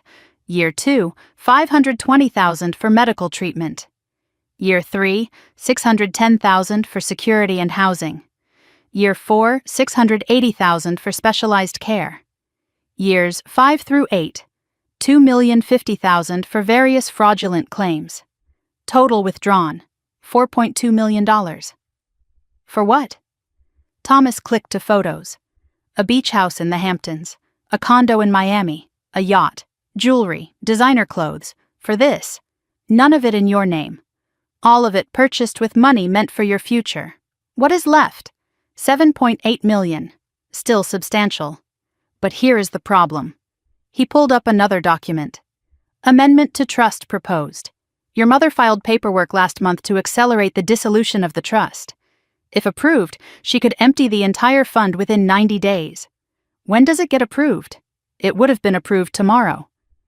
Your 18th birthday is in 2 months. She was racing the clock. I sat in silence, processing. $4.2 million. My mother's beach house, my father's near death. 8 years of lies. My father stood. We need to move. They landed in Los Angeles 2 hours ago. The FBI has units in position. But we need to be there for the takedown. FBI? Thomas nodded. Wire fraud, mail fraud, attempted murder, conspiracy to commit murder, child abandonment. We have been building this case for 3 years. Tonight, it ends. We moved through private corridors to a hangar. A sleek jet waited with the Sky Atlantic logo on the tail. I stopped at the stairs. "This is your plane?" My father's smile was sad. "One of them. I rebuilt the company from nothing after they tried to destroy me. I wanted to have the resources to find you, no matter what it took." We boarded. The cabin was luxury, leather seats, polished wood, soft lighting. I sank into a seat. My father sat across from me. The jet took off, climbing into the night sky over Atlanta. I watched the city lights shrink below. Thomas's phone buzzed. He answered, listened, his expression sharpening. "What is it?" Thomas covered the phone. "FBI surveillance in Los Angeles. Linda and Robert just left their hotel. They are heading to the airport." "They are running?" "No." His face was grim. "They booked 2 tickets to Geneva, one way, and they purchased a 3rd ticket in a different name." My blood ran cold. "Whose name?" Thomas met my eyes. "Yours. They are still planning to send you to the facility. They must have a backup plan to intercept you somewhere." My father's jaw set. "Not anymore, they do not." The jet banked west, engines roaring, racing toward the confrontation 8 years in the making. Somewhere over Tennessee, I read through the files Thomas had prepared. Every document, every photograph, every recorded conversation. My mother's voice, laughing about my father's death. My mother's handwriting, planning the murder of her husband. My mother's signature, draining my future one withdrawal at a time. I had spent 16 years wondering why she did not love me. Now I knew the truth. She had never seen me as a daughter, only as an asset, a key to a vault she intended to empty and discard. By the time the jet touched down in California, I had no more tears left. Only a cold, clear certainty that the woman who gave me life had been trying to steal it back, piece by piece, since the day my father's plane went down. And now it was time for her to answer for everything. The jet cut through darkness over New Mexico. I sat by the window, watching distant city lights below. The files Thomas gave me were spread across the table. Evidence of my mother's crimes. I had read every page, every document, every damning word. My hands no longer shook. My tears had dried. What remained was something harder, colder. Thomas worked his phone constantly, coordinating with the FBI, tracking my mother's movements.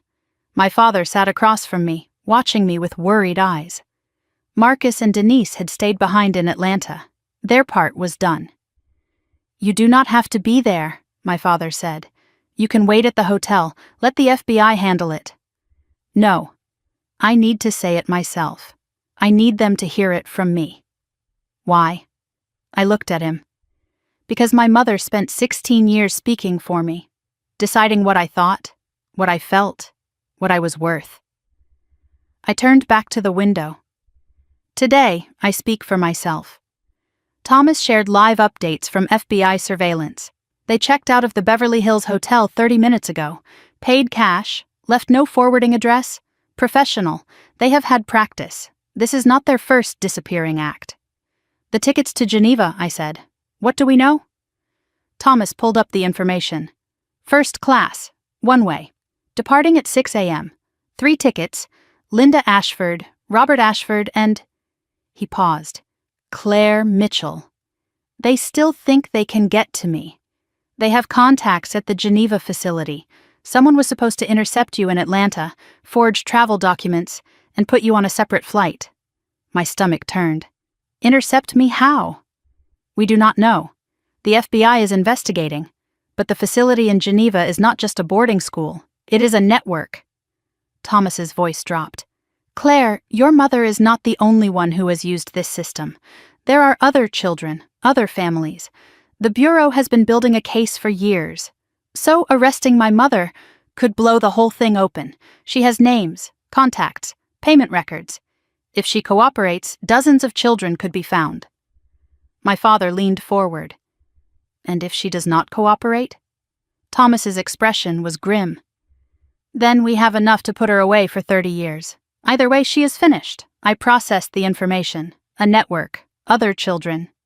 My mother was not just destroying one family. She was part of something larger, darker, more organized. How many? Thomas shook his head. We do not know. The facility in Geneva has been operating for over a decade. But some estimates suggest hundreds, Claire. Potentially hundreds of children who disappeared and were never found. The jet descended through clouds over the Pacific. City lights spread below like scattered diamonds. I had never been to Los Angeles. This was supposed to be a family vacation. The irony tasted bitter.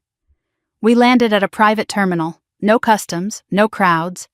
3 black SUVs waited on the tarmac with engines running. A woman in a dark suit approached. 40s, sharp eyes, FBI badge visible. Mr. Mitchell, I am Special Agent Rivera. We have eyes on the targets. They are in the airport now, approaching the international terminal. We climbed into the lead SUV. Rivera drove. Thomas sat in front. My father and I sat in back. Current status, Rivera said. Subjects have passed through initial security. They are waiting at Gate 67 for the Geneva flight. Why have you not arrested them? Rivera's eyes met mine in the rearview mirror. Because you deserve to see it. And because we want them to feel safe until the last possible moment. People who feel safe make mistakes. The SUV raced through airport access roads, behind the scenes, away from public eyes. My heart pounded. In minutes, I would see my mother for the first time since Atlanta, since the fake coffee stain, since the abandoned gate, since my entire world collapsed. What do I do when I see her? My father took my hand. Whatever you need to do. We are right beside you. Rivera's phone buzzed. She answered, listened, and her jaw tightened. Copy that. She turned to Thomas. We have a complication. Robert Ashford just separated from Linda. He is heading toward the parking garage instead of the gate. He is running? Or he is the distraction. We are splitting the team. Half on Linda, half on Robert. But be aware. If Robert has a backup plan, we might not know what it is yet. We entered the terminal through a staff entrance. Badges flashed, doors opened. The international terminal was quiet at this hour. Scattered travelers, cleaning crews. Gate 67 was at the end of a long corridor. And there, sitting in a first-class lounge chair, was my mother. I stopped. My breath caught. She looked exactly the same. Blonde hair perfectly styled, designer clothes, manicured nails. She was reading a magazine, calm, composed, like she was waiting for a spa appointment, not fleeing the country. Like she had not abandoned her daughter in an airport 12 hours ago. Rivera led the team forward. 4 FBI agents formed a loose perimeter. My mother did not notice until they were 20 feet away. She looked up. Her eyes found Rivera's badge first, then Thomas, then my father. Her face went white.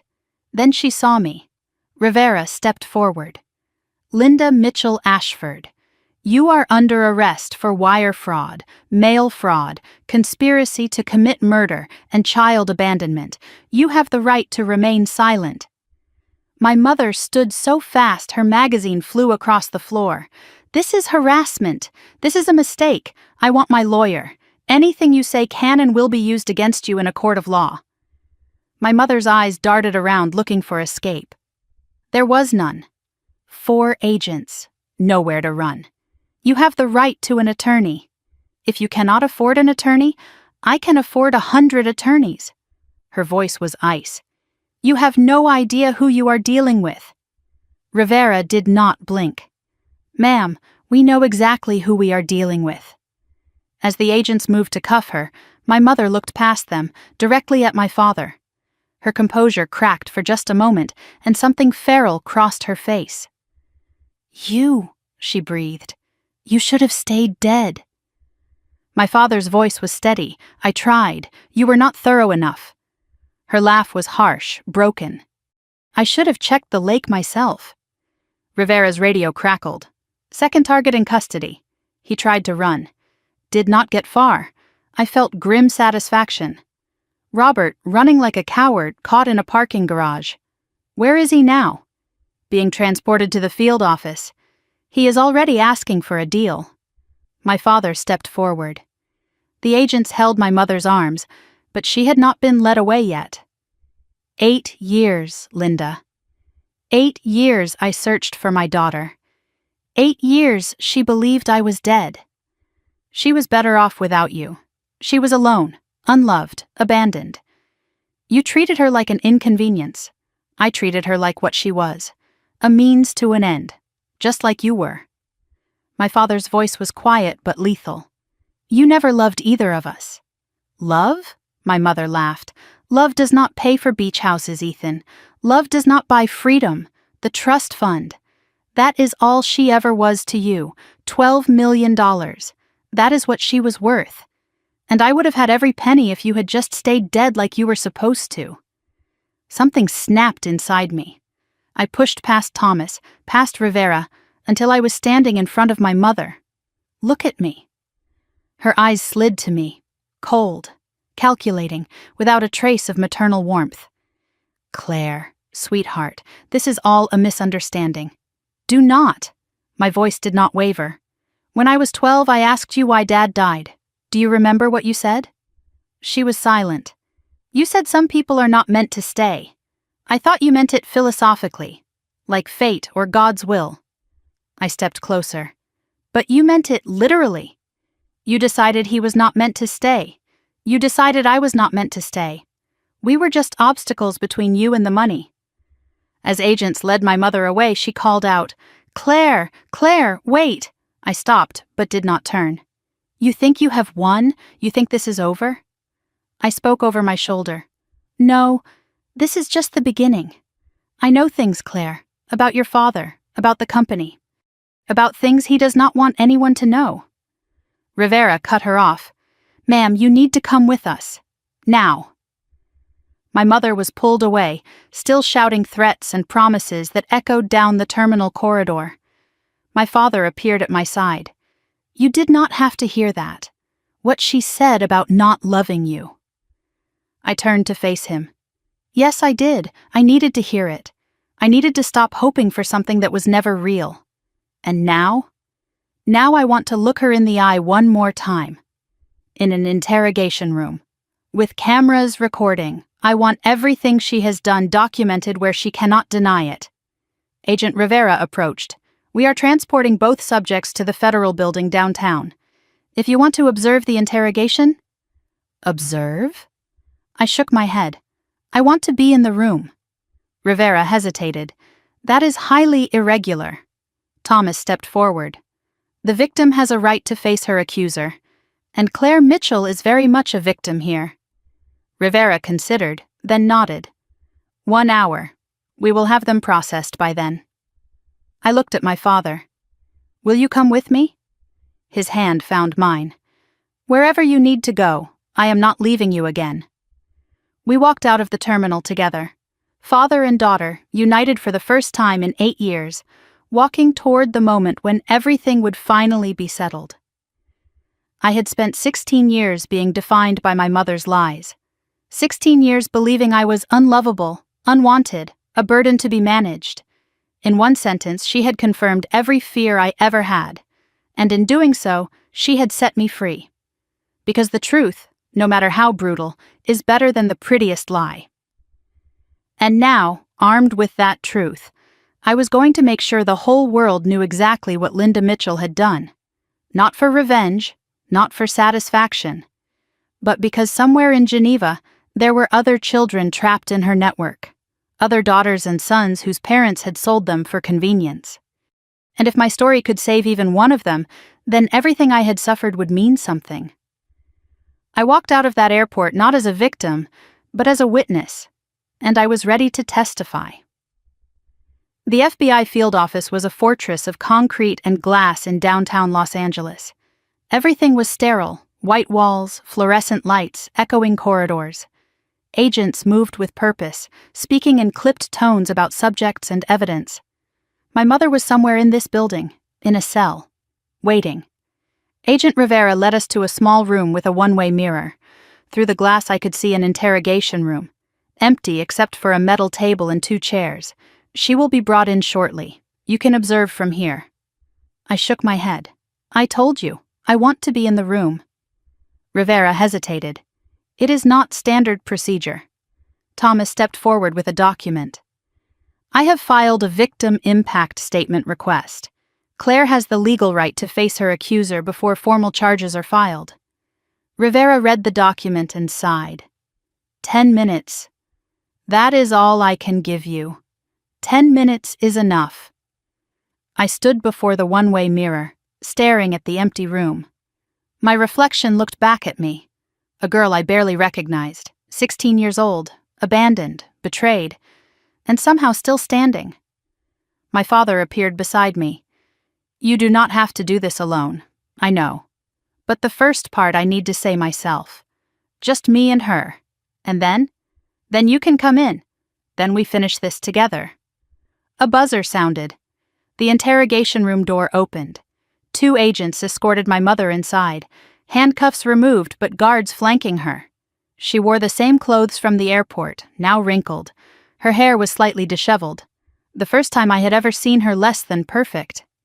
She sat in the metal chair, spine straight, chin lifted. Even now, even here, she projected control. Through the glass I studied her face, looking for cracks, looking for fear, looking for anything human. Her expression was stone. Unreadable, waiting. As I watched, my mother did something strange. She smiled, not at the mirror. She could not know anyone was watching. She smiled at nothing, at the empty room, at some private thought that amused her. It was the smile I remembered from childhood. The one that meant she had a secret. The smile that meant she believed she had already won. I pushed through the observation room door before I could change my mind. The corridor was 15 feet long, the longest walk of my life. An agent opened the interrogation room door. I stepped inside. The room was smaller than it looked through the glass. The air was cold, sterile, recycled. My mother looked up as I entered.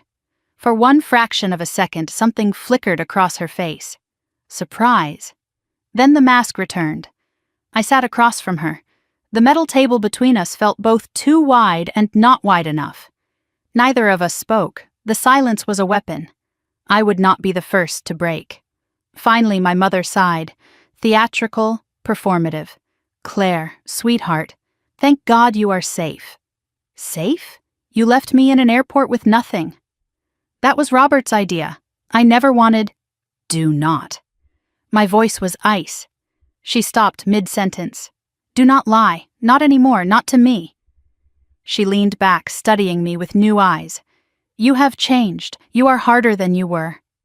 Her lips curved. You are more like me now. Something twisted in my stomach. I am nothing like you. Her smile widened. Keep telling yourself that. But I see it. That coldness in your eyes.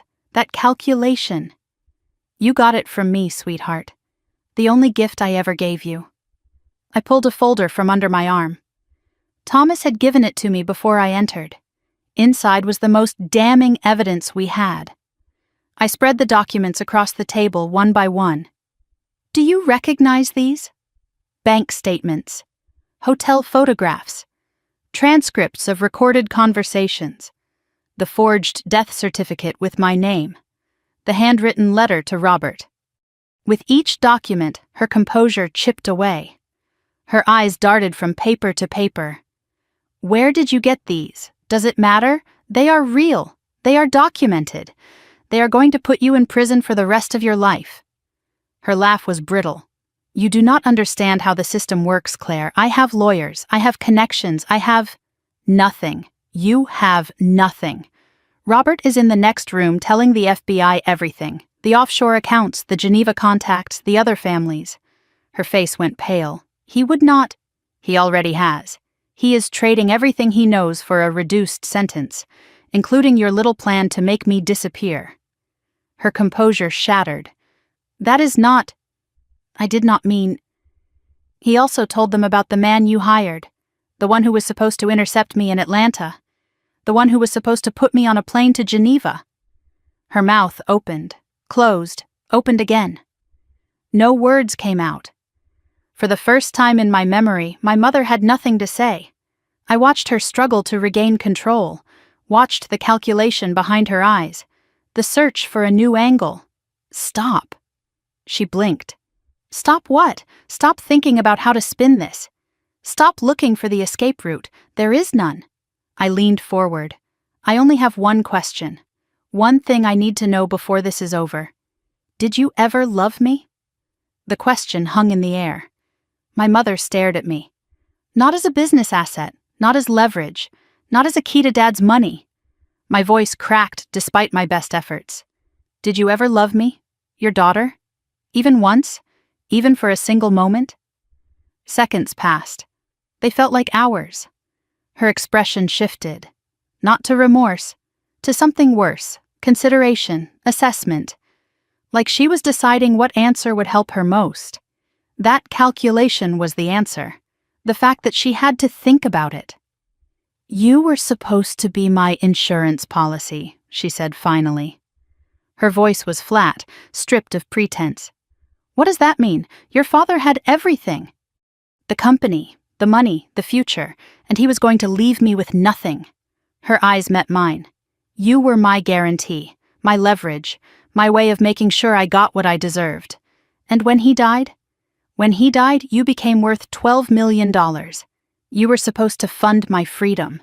I was 3 days old when you decided this? She shrugged. I have always been a planner. I looked at her hands, folded on the metal table, manicured nails perfect even now. Those hands had held me as a baby, brushed my hair before school, made me hot chocolate when I could not sleep.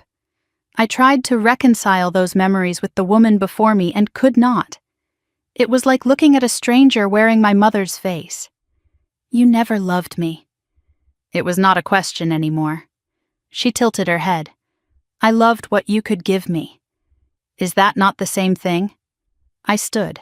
I had heard enough. I turned toward the door. Her voice stopped me. Do you not want to know why? The real reason? I turned back. I just heard the reason. Money. No. Her smile was thin, cruel. Money was the method, not the motive. Your father refused to give me what I was owed. 10 years of marriage, 10 years of building his company beside him. And when I asked for a seat on the board, he said no. He said I was not qualified, that I had not earned it. Her voice hardened. He took everything from me, Claire, my ambition, my potential, my future. He looked at me and saw a wife, not a partner. She stood, palms flat on the table. So, yes.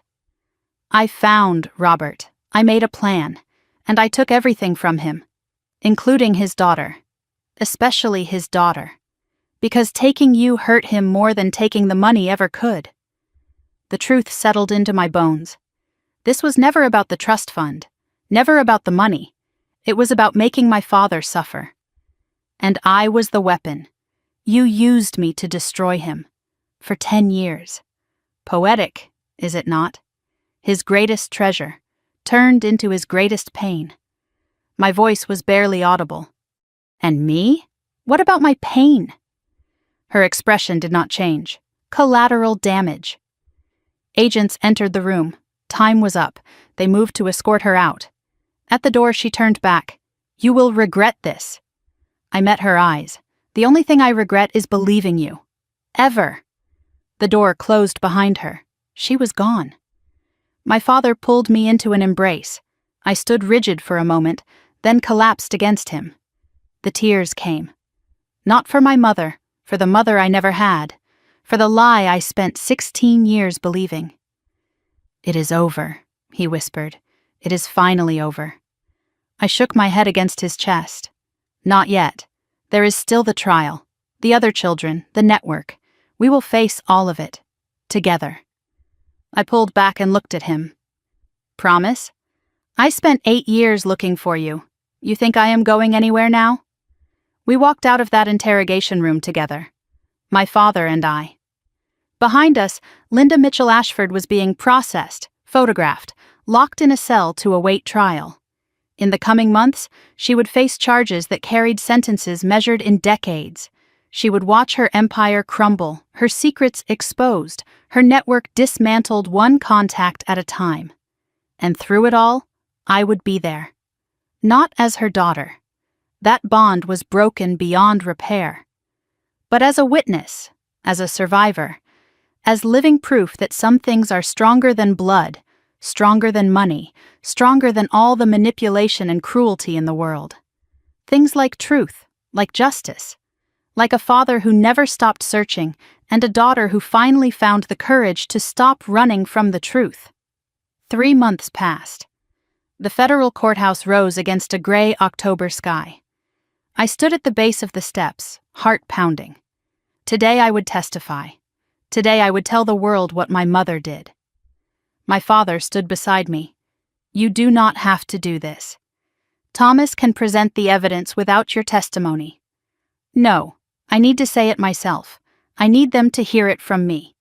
Why? I looked at the courthouse doors, because my mother spent 16 years speaking for me, deciding what I thought, what I felt, what I was worth. I started up the steps. Today, I speak for myself. The trial had lasted 8 days.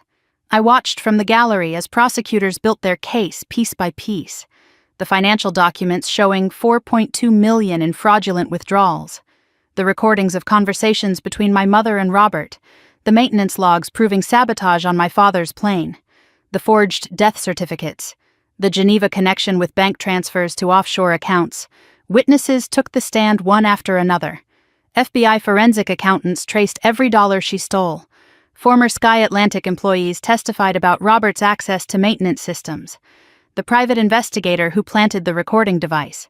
And then James's widow, the pilot's wife who described losing her husband to a mechanical failure that was actually murder. Her testimony broke me, broke half the courtroom. Robert had taken a plea deal 3 weeks after the arrest. In exchange for full testimony against my mother, his charges were reduced. He spent 2 days on the stand, detailing everything, every conversation, every plan, every crime. When my mother's lawyer tried to discredit him, Robert produced handwritten notes she had given him, instructions for draining the trust fund, contacts in Geneva, contingency plans if my father was ever found alive. My mother's face went white when those notes were entered into evidence. The most damaging testimony came from an unexpected source. A maid who had worked in our Connecticut home for 3 years took the stand. She described finding me crying in my room one night, asking where my father was. My mother's response, overheard through the door: "Your father is dead, and the sooner you forget he existed, the better for everyone." The maid had quit the next day. She kept that memory for 5 years, waiting for someone to ask. Then my name was called. I stood, smoothed my dress, simple navy blue, chosen by my therapist. Something that makes you feel like yourself, not a victim, not a spectator, yourself. The walk to the witness stand was 30 feet. It felt like 30 miles. Do you swear to tell the truth, the whole truth, and nothing but the truth? I do. I sat. The courtroom was silent. 200 people watching, cameras recording. My mother 10 feet away. I did not look at her. Not yet. The prosecutor guided me through my story. The abandonment at Atlanta airport, the theft of my phone and wallet, the fake coffee stain, the years of isolation, being called the problem child, the trust fund I never knew existed, finding the documents in the basement, the conversation I overheard, the night Marcus found me, the reunion with my father, the truth about the plane crash. Claire, did your mother ever tell you your father was dead? Yes, when I was 8 years old.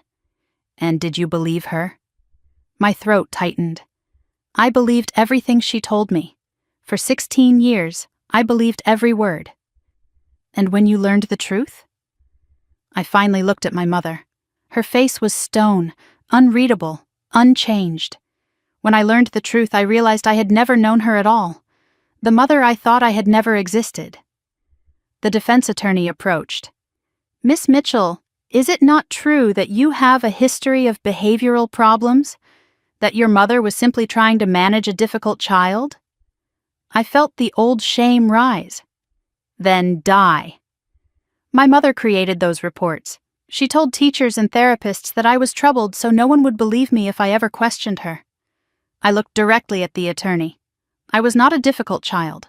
I was a witness she was trying to discredit before I even knew there was something to witness. The jury deliberated for 6 hours. I waited in a small room with my father, Thomas, and Marcus. Marcus had come from Atlanta for the verdict. He said he needed to see it end. 6 hours. I paced, checked my phone, paced again. What if they do not believe me? My father's hand on my shoulder. They will believe the evidence. The evidence does not lie. The bailiff called us back. The courtroom was packed. My mother sat at the defense table, spine straight, chin lifted. Even now, she performed composure. In the matter of the United States versus Linda Mitchell Ashford, on the charge of wire fraud, how does the jury find? Guilty. On the charge of mail fraud? Guilty. On the charge of conspiracy to commit murder? Guilty. On the charge of child abandonment? Guilty. Each word landed like a hammer. I gripped my father's hand until my knuckles turned white. When the final verdict was read, my mother's mask cracked, not into remorse, into rage. She turned toward me, eyes blazing. This is not over. You will never be free of me. Never. I met her eyes one last time, said nothing. There was nothing left to say. As guards led her away, she stumbled, a crack in the perfect facade. For one moment she looked old, fragile, human. Something stirred in my chest. Not sympathy, recognition. This was the woman who gave me life, who shaped my earliest memories, who destroyed everything in pursuit of revenge and money. In the end, she had nothing. That was the saddest part of all. Sentencing came 1 week later. My mother appeared in an orange jumpsuit. Designer clothes replaced by prison issue. She looked smaller, diminished. Linda Mitchell Ashford, 15 years federal prison. No possibility of parole for 10 years. Robert Ashford, 12 years federal prison. Reduced for cooperation. Full restitution of stolen funds. Forfeiture of all assets obtained through fraud. Before she was led away, my mother was given the opportunity to speak. She stood, looked at me, at my father. I regret nothing. Everything I did for survival. One day you will understand. The judge's voice was ice. Remove the defendant. The week after sentencing, my father called a meeting at Sky Atlantic headquarters. Marcus was there. Showered, shaved, wearing clothes that fit. I barely recognized him. Marcus helped save my daughter's life, my father said. He spent 10 years waiting for the truth to come out. He deserves more than gratitude. Full reinstatement at Sky Atlantic. Senior advisor for safety compliance. A formal apology clearing his name. Compensation for the years he lost. Back pay, pension restoration, a settlement that would let him live comfortably forever. Marcus stared at the offer letter. I do not know what to say. My father shook his hand. Say yes. And help me make sure no one else ever gets framed the way you did. After the meeting, Marcus found me in the hallway. Thank you for believing me.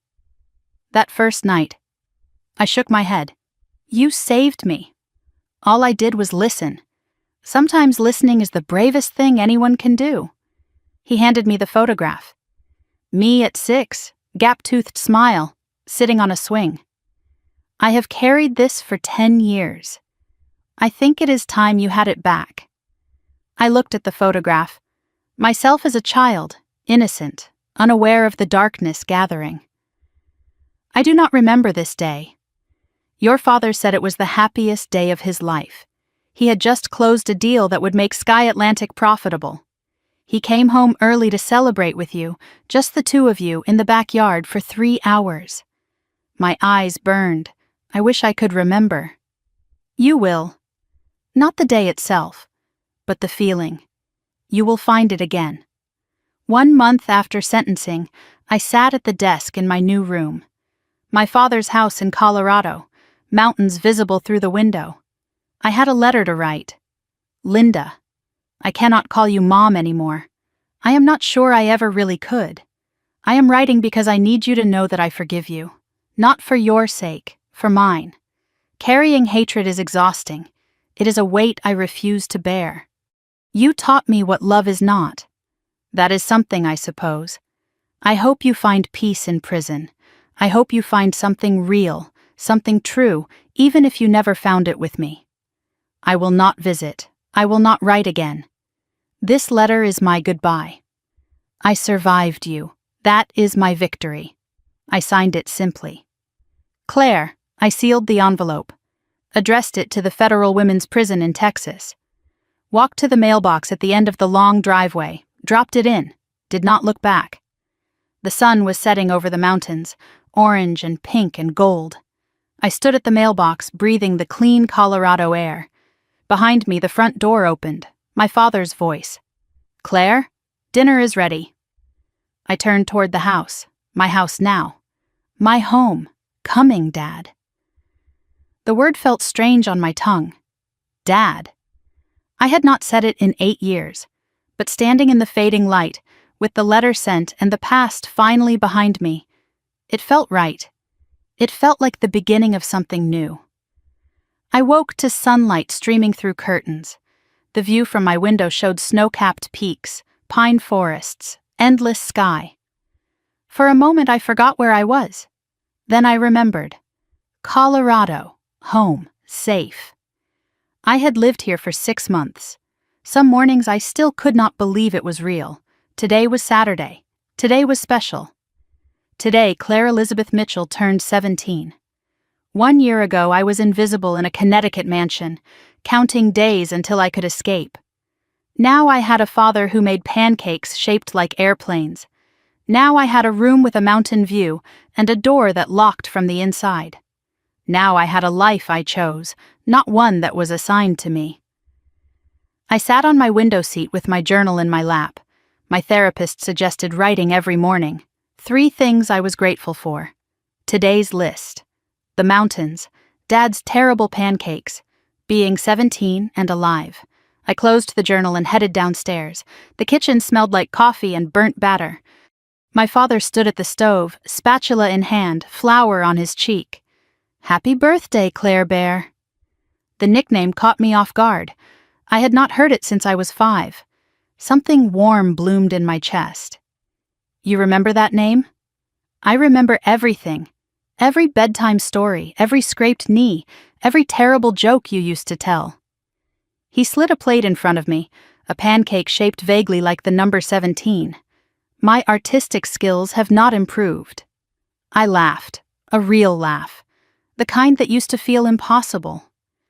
After breakfast, he slid a small box across the table. Inside was a delicate silver necklace with a pendant. A compass. The needle pointed north. So you always know which way is home. My eyes stung. Dad, I missed 8 birthdays. I cannot get them back, but I can make sure you never feel lost again. I put on the necklace. The compass rested against my heart. The doorbell rang. My father grinned. That will be your other surprise. I opened the door to find Marcus and Denise standing on the porch. Marcus held a cake. Lopsided, clearly homemade. We heard there was a birthday happening. I looked at the 3 of them. My father. The homeless man who saved me. The airline manager who made the call that changed everything. 6 months ago, I had no one. Now I had a family. Not by blood, but by choice. And somehow, that meant even more. We ate cake in the living room. Chocolate, slightly burnt on the edges. Marcus looked different now. Clean-shaven, healthy, wearing a Sky Atlantic jacket. How was the new job? Exhausting. Wonderful. I forgot what it felt like to have purpose. Denise laughed. He is driving the maintenance teams crazy. In the best way. Someone has to make sure things are done right. They shared memories. Marcus talked about the night he found me. You looked like a ghost, sitting in that corner. I almost walked past. Why did you not? Because I saw your eyes, your father's eyes. And I knew. My father reached over and squeezed my hand. He called me 10 minutes after he found you. First time we had spoken in 3 years. Marcus shrugged. Some things are more important than old grudges. Denise pulled out her phone and showed me a photograph. A young woman, maybe early 20s, standing in front of a university building. Her name is Mia. She was one of the children recovered from the Geneva network. My breath caught. She is okay. She is starting college in the fall. Her parents asked me to thank you. Why me? Because your testimony helped dismantle the network, because you were brave enough to speak. Denise scrolled through more photos. 17 faces, 17 children, some young, some teenagers. All of them found because my case broke the conspiracy open. These are the ones we know about. There are probably more. Families who never reported their children missing. Kids who aged out of the system. She looked at me. You did not just save yourself. You gave them a chance too. After cake, my father led everyone outside. The backyard sloped down toward a creek, surrounded by aspen trees. In the center stood a freshly planted Japanese maple. Small but sturdy. I planted it the week you moved in. A symbol. Of what? New growth, second chances, things that survive the winter. I knelt beside the tree and touched the slender trunk. The leaves were red and gold against the Colorado green. In Japan, they call it momiji. It means baby's hand. I thought of myself at 3 days old, already a pawn in my mother's game. Then I thought of myself now, 17, free, choosing my own path. Will it grow big? My father knelt beside me. If we take care of it, water it, protect it from the cold. Like us? Exactly like us. I looked at Marcus, at Denise, at my father. I have an idea. Every year on my birthday we add something, a stone, a flower, a memory. My father smiled. A tradition. Our tradition. For our family. I thought about the word family. For 16 years, it had meant obligation, manipulation, performance. Now it meant this. 4 people who chose each other, who showed up not because they had to, but because they wanted to. I had spent my whole life trying to earn my mother's love. I never realized that real love does not have to be earned. It is given freely, or it is not love at all. That evening, I sat on the porch swing wrapped in a blanket. My father brought hot chocolate with too much whipped cream. Just like I used to love. How does it feel, being 17, different, like I am finally catching up to myself? What do you mean? For years, I felt like I was watching my life from outside, like nothing was real. I sipped the chocolate. Now I am in it. Actually living. It is terrifying and wonderful. Any regrets? About testifying? No. About the letter? No. About Linda? I paused. The hardest question. I regret that I spent so long hoping she would change. I regret the years I wasted trying to earn something that was never available. And now? Now I understand that some people cannot love. Not because of anything you did. Because of something broken in them. I looked at my father. I spent 16 years asking why she did not love me. Now I know it was never about me at all. We sat in comfortable silence, watching the stars emerge. I thought about everything that led to this moment. The abandoned airport. The sandwich Marcus gave me. The chairman walking through the door. Every terrible thing that happened brought me here. I would not wish my story on anyone, but I would not trade this ending either. Later that night, I sat at my desk. The compass necklace caught the lamplight. I opened my journal to a fresh page. Today I turned 17. 1 year ago, I was invisible, forgotten, waiting to be thrown away. Now I sit in a house in the mountains, with a father who never stopped looking for me, surrounded by people who chose me. I used to think my story was about betrayal, about a mother who saw me as a means to an end. But that is not the whole story. That is just the beginning. My real story is about the people who refused to let me disappear, the homeless man who shared his sandwich, the airline manager who made the call, the father who searched for 8 years. My real story is about survival, and second chances, and learning that family is not always blood. Sometimes it is the people who show up when blood walks away. I am 17 now. I have the rest of my life ahead of me, and for the first time, I am excited to see what happens next. I closed the journal and looked out the window. The mountains were silver in the moonlight. I thought about the girl I was 1 year ago. Alone in an airport, starving, desperate, certain no one would ever hear my story. But I am still here. And now you know what happened. If you are watching this and you feel invisible in your own family, I see you. If you are wondering whether anyone would notice if you disappeared, I notice you. If you have been told you are difficult, you are a problem, you are too much, you are not. You are exactly enough. I shared my story because silence almost killed me. Because secrets protect the people who hurt us, not the people they hurt. So here is what I am asking. If this story meant something to you, leave a comment. Tell me where you are watching from. Tell me if you have ever felt invisible. Tell me if someone unexpected saved your life. Your story matters, even if no one has told you that before. And if you want to hear more stories like this, stories about survivors, about justice, about people who refuse to stay silent, subscribe to this channel, hit that notification bell, share this video with someone who needs to hear it. Because somewhere out there, someone is sitting alone in an airport, metaphorically or literally, waiting for someone to notice them. Maybe your comment will be the thing that helps them hold on. I am Claire Mitchell. I was abandoned at 16. I survived a mother who never loved me, and a conspiracy that should have destroyed me. But I am still here. I found my father. I found my family. I found myself. And if I can survive, so can you. Thank you for listening. Thank you for being here. And remember, no matter how dark it gets, there is always someone searching for you, even when you do not know it. Until next time, stay strong, stay seen, and never stop fighting for the life you deserve. This story is fictionalized for dramatic effect,